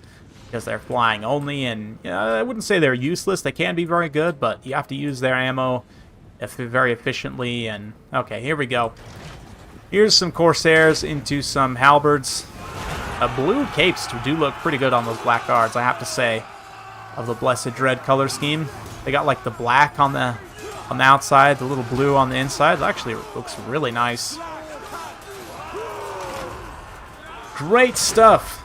Great stuff. Another Flamestorm unleashed over on the far side. Going to do some additional damage to some Sad Spears. You can see that Lokir and the Sorceress coming through to take out some more Shades over here. Blackguard, though, just getting worked, and the balance power not really looking great at this point. I'm unfortunately going to have to call it here pretty shortly. We've got one more player lined up after Bears here. And I unfortunately don't think I'll have time to get you in today, but let's get this going here.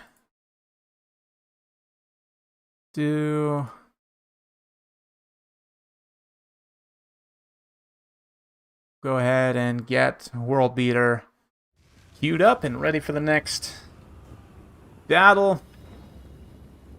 Lokir's attempting to make his final stand here with the Sorceress. They are going to take out some of those Shades, but the Bolt Thrower being shut down at this point, Blackguard being finished off. I would imagine it's probably going to be army losses pretty soon here for the Blessed Dread.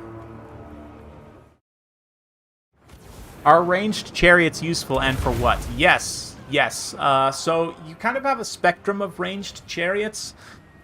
Like, War Wagons are like the extreme end of ranged. War Wagons are essentially useless as chariots, but they're really good ranged units. There's a number of advantages of War Wagons over like a traditional skirmish cavalry.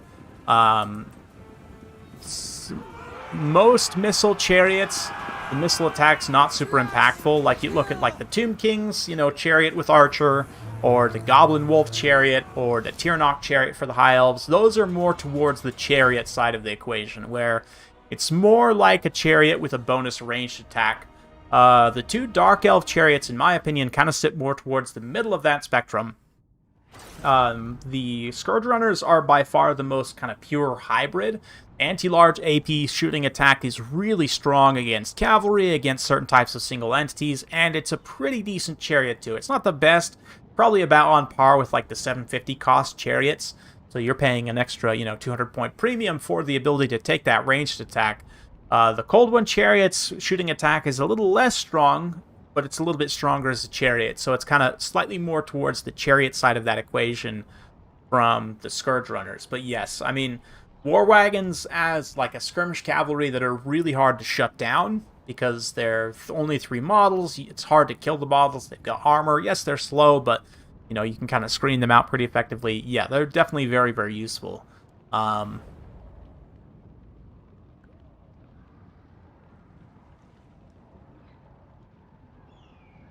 Yeah, the Tyrnoks, they do have magic damage and multi-shot on their ranged attack, so I would agree it's above the Tomb Kings and the Goblin Wolf chariots shooting attack, but like the Cold One chariot has a scattershot as well, but it deals AP damage, and it's pretty decent. It's not super impactful, but it is nice to have, certainly.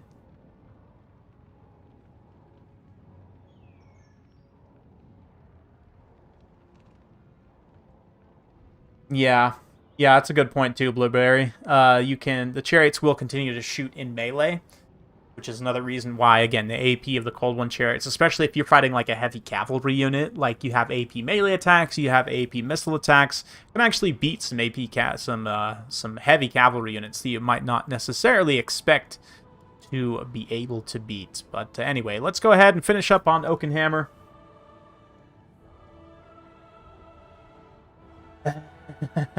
Sorry, Alex. Yeah. I have an idea, Tamanten. I don't want to spoil it, but I have an idea on that front. No, one of the ideas is to give the Wolf Chariots 360 shooting, because, Norska does have a ranged chariot, and it actually has a pretty good AP missile attack, but it can't fire while moving, and I don't think it can fire while moving, and it for sure can't shoot 360, so if you were to fix those two things, the Ice Wolf Chariot all of a sudden becomes a very good kind of hybrid missile melee chariot. It's true, Wicked. The extra little leadership debuff can help sometimes, although I would argue if you have extra funds as the Tomb Kings, you're better off probably doing other things with it. Hey, thanks, Eldrin. Appreciate that. Yes, exactly, Blueberry. That's the advantage, and that's true of, like, Skaven summons, even, like, light cavalry, like Hound attacks. They're not going to shut down War Wagons, whereas they would shut down even like Pistoliers, right? So the Wagons also have really good ranged and pretty good DPS too. So good. Go ahead and up the scoreboard one more time. Ice Power definitely got the crown today. There's no question about that.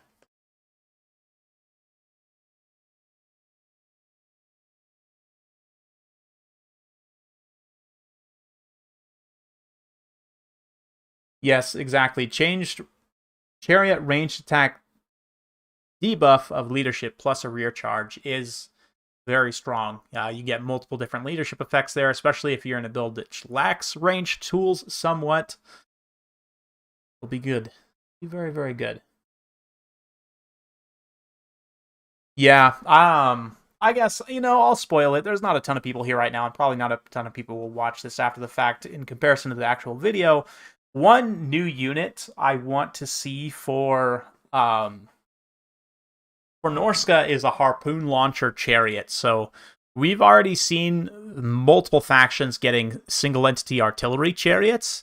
That's like a unit class which exists in Total War Warhammer 2, technically. Like, you have the steam tank really as the only unit in that class, right?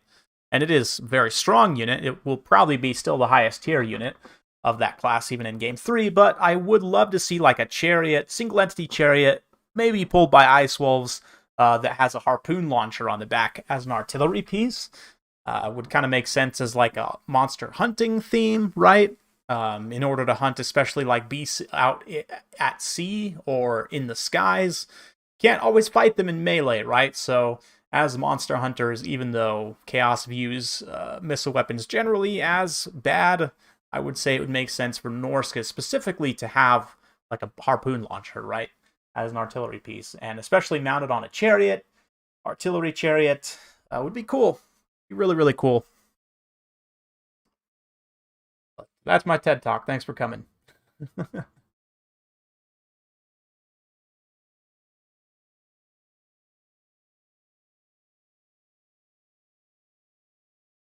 Arrows of Kurnos, yes.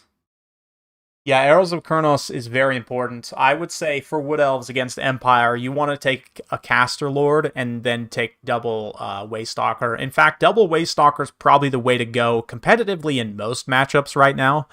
The Arrows of Kurnos is just so good, and the Waystalkers themselves even can return counterfire at a pretty long range in order to shut down those artillery pieces that are giving you so much grief.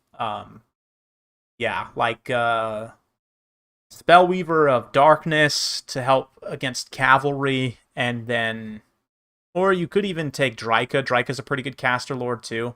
Gives you Pinocchio Pendulum, Enfeebling Foe. You get the summons. She's a little bit vulnerable to Empire fire damage, but I would say Spellweaver or Dryka, and then double Waystalker is going to help you quite a bit in that situation.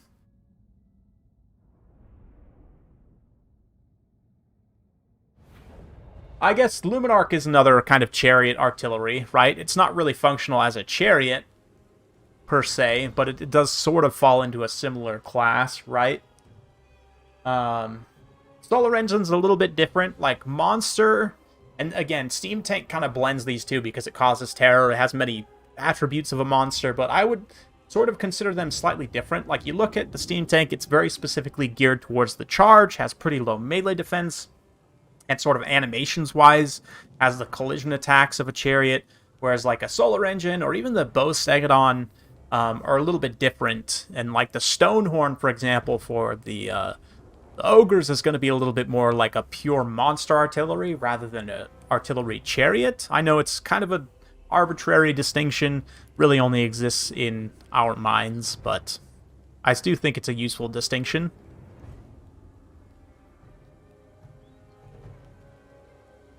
Yeah, you have to bring 2 casters, or else just hide your casters initially until you can get some spells off. Yeah. Yeah. Yeah, and again, you look at, like, the Bastiladons are infantry speed, right? So it doesn't really... They're not really necessarily more mobile than your traditional chariot, or traditional artillery would be. But the mobile artillery in general, I mean, you've got, like, the Skull Cannon, you've got Little Grom for Kislev, you've got, yeah. What else? There's the Noblar Scrap Launcher, I think, technically is an artillery chariot, too. Cathay actually does not have a single entity artillery chariot that I remember, but yeah. War Wagon Mortars, yeah, they're multi-model. Kind of a unique unit in that way, but...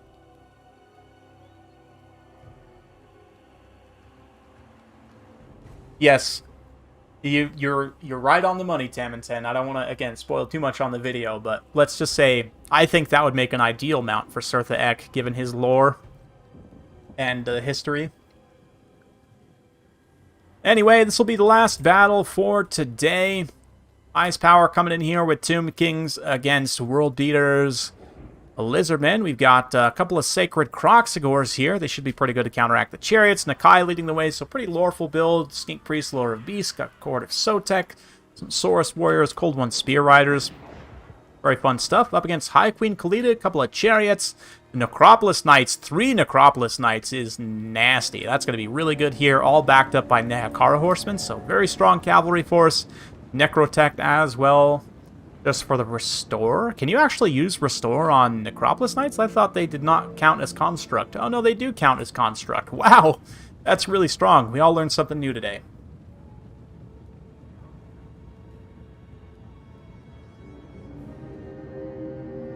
Yes. Yeah, when you have to rely on War Wagons and melee, things are not looking great. Ain't that the truth? Chariots are going to come forward. The Sacred Croxigors definitely have a lot to try and work through, but Cold One Spear Riders also moving in. They should trade pretty well in these Nehakara Horsemen, but all the Necropolis Knights also moving in, so lots of investment both sides in this engagement here. Cold One Spear Riders could drop a quick rear charge and completely disintegrate that unit of Chariots, but it looks like they're a little delayed, getting caught up on those spears. Meanwhile, over here, the Cold One Spear Riders and Sacred Croxigors actually holding out quite well, considering the overwhelming assault that they're facing. Saurus also moving in to reinforce. Now, there's the damage on the Cold One Spear Riders that I was looking for. Meanwhile, over on this side, though, this unit of Necropolis Knights is definitely faring less well. They're doing okay still, but Cold One Spear Riders do come in, get a nice little kind of awkward rear charge here. Sacred Croxigors do have a couple of these models kind of singled out away from the rest of the group, so like that model's definitely going to go down there. They'll lose a few more here and there. So far, pretty even. Not slightly in the Lizardmen's favor. The Sacred Croxigor standing firm. Wissen's Wild Form to give them additional AP and some extra armor as well. The Nehakara Horseman Chariot's going to do very, very little against them, but Nakai's got to be careful. He overextends a little bit here. Going to maybe get surrounded by Necropolis Knights and Chariots. Should be able to grind just fine in that fight, and the Cold One Spear Riders also following up very cost-effectively into the Necropolis Knights, not allowing them to get their charge bonus. Very important. That pretty good 52 charge bonus. Not incredibly massive, but it's certainly impactful enough to make a pretty big difference in some of these fights. So, yeah, man, the Sacred Croxigors, who would have thought? They're actually doing really well here in this sustained fight against these constructs and chariots and whatnot. So, we'll see. Cold One Spear Riders over here do get the cold-blooded to keep them in the fight. They pretty much fight until the bitter end. There's literally like 3 or 4 of them left, and they shatter there. But another big upgraded Wissen's Wild Form, giving damage and weapon strength to everything in this pocket. Damage and weapon strength are the same thing. Armor and weapon strength. Nakai going up to 650 on that upgraded Wissen's Wild Form. I actually really like that. Overcasting it to give the area of effect. The question is, will it end up mattering? This flank is crumbling, but will it crumble in time for these Sacred Crocscores to swing out and reinforce the opposite flank? We've also got some skinks coming back from route, but it's looking pretty good for the Lizardmen at this point. World Beater coming in, fulfilling his name, and perhaps taking it to Ice Power with the Sacred Crocscore counter rush at this last game. That would be kind of hilarious and appropriate if he was able to beat Ice Power here, but Ice Power certainly not out of this yet. He's doing the right thing, which is to kind of use his mobility advantage, swing out, make sure to shatter these routed units, kind of reposition, get nice little pocket to try and resist, charge back in, take advantage of that big charge bonus on all these different units. As long as the Sacred Crocscores remain firm, they can make a stand here.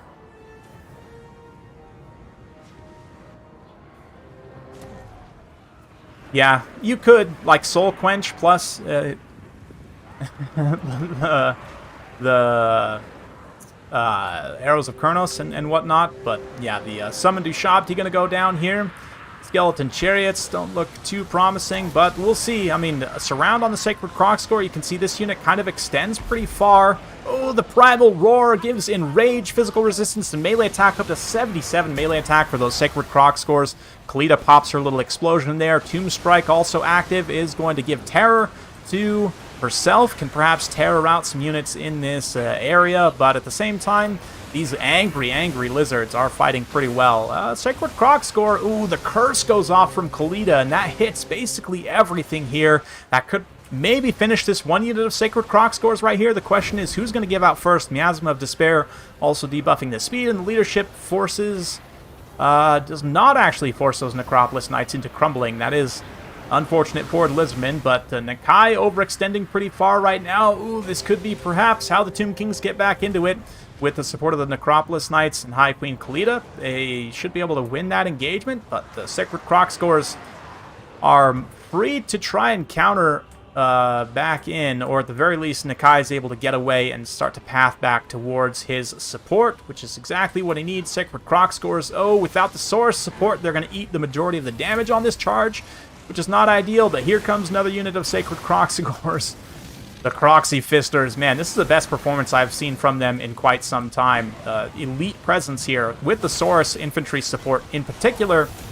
And here comes Nakai, mass blocking Kalita and several of the Necropolis Knights into Croxies here. Just brutal stuff. Man, this is... I love this build, actually. The fact that it did so well just warms my heart, so... Yeah, the Necropolis Knights just getting pounded out by the magic fists of Crocs.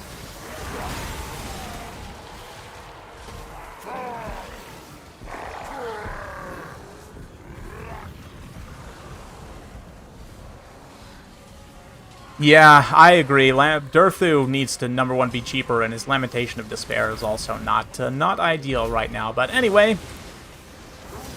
Necropolis Knights charge in, and it's appropriate that it's, you know, Nakai and the Croxies versus Kalita and the Necros. I mean, Kalita's like the Necropolis Knight Lord, right? Oof. Nakai is the Croxy Lord. There's army losses. Snecks go down, and Crocodile beats Sneck. Very good job, too. World Beater on his debut on the channel, coming in, beating a veteran in a pretty decent matchup. I love the builds on both sides, nice and thematic, but the Sacred Crocscores, man, one of them, almost 2,000 damage value there. Really good synergy with the Overcast Wissen's Wild Form. I'm probably actually going to save that one too, because that was nice. You know, I like that synergy a lot, so I may cast that one separately. I'm looking for a handful of replays to cast over the next few days, but Nice. GG indeed. Kalita gets some pretty good value back. Skeleton Warriors also do okay. Nekara Horsemen were a little bit of a letdown. Skeleton Chariots pretty cost effective, and the Necropolis Knights, yeah, they had a tough time against those Croxies. The Cold One Spear Riders also trading decently. Cohort of Sotek pay for themselves. Skinks with Jabs do alright. The Saurus also. I mean, Saurus pretty good in this matchup. Like, yes, they're at risk of the Chariots, although less so than other infantry. Saurus have great mass and can pound the Chariots for quite a bit of weapon strength. I mean, they'll do just fine against all the Skeletons. They'll do okay against the Necropolis Knights for all the reasons I mentioned. And then Nakai doing his role, supporting and getting some good bops in there as well. So a GG to both. Great start to 2022. I agree, Wicked. And I hope you all have a wonderful year. Live long, prosper, kill lots of undead, all that jazz. Thank you all so much. I'm so excited for what's in store. You guys really have no idea what's coming. And it is all going to be amazing. So if you're not subscribed for whatever silly reason, be sure to subscribe, like the stream, share with your friends, all that jazz. I appreciate you guys all so much. Happy New Year. We'll see you next time.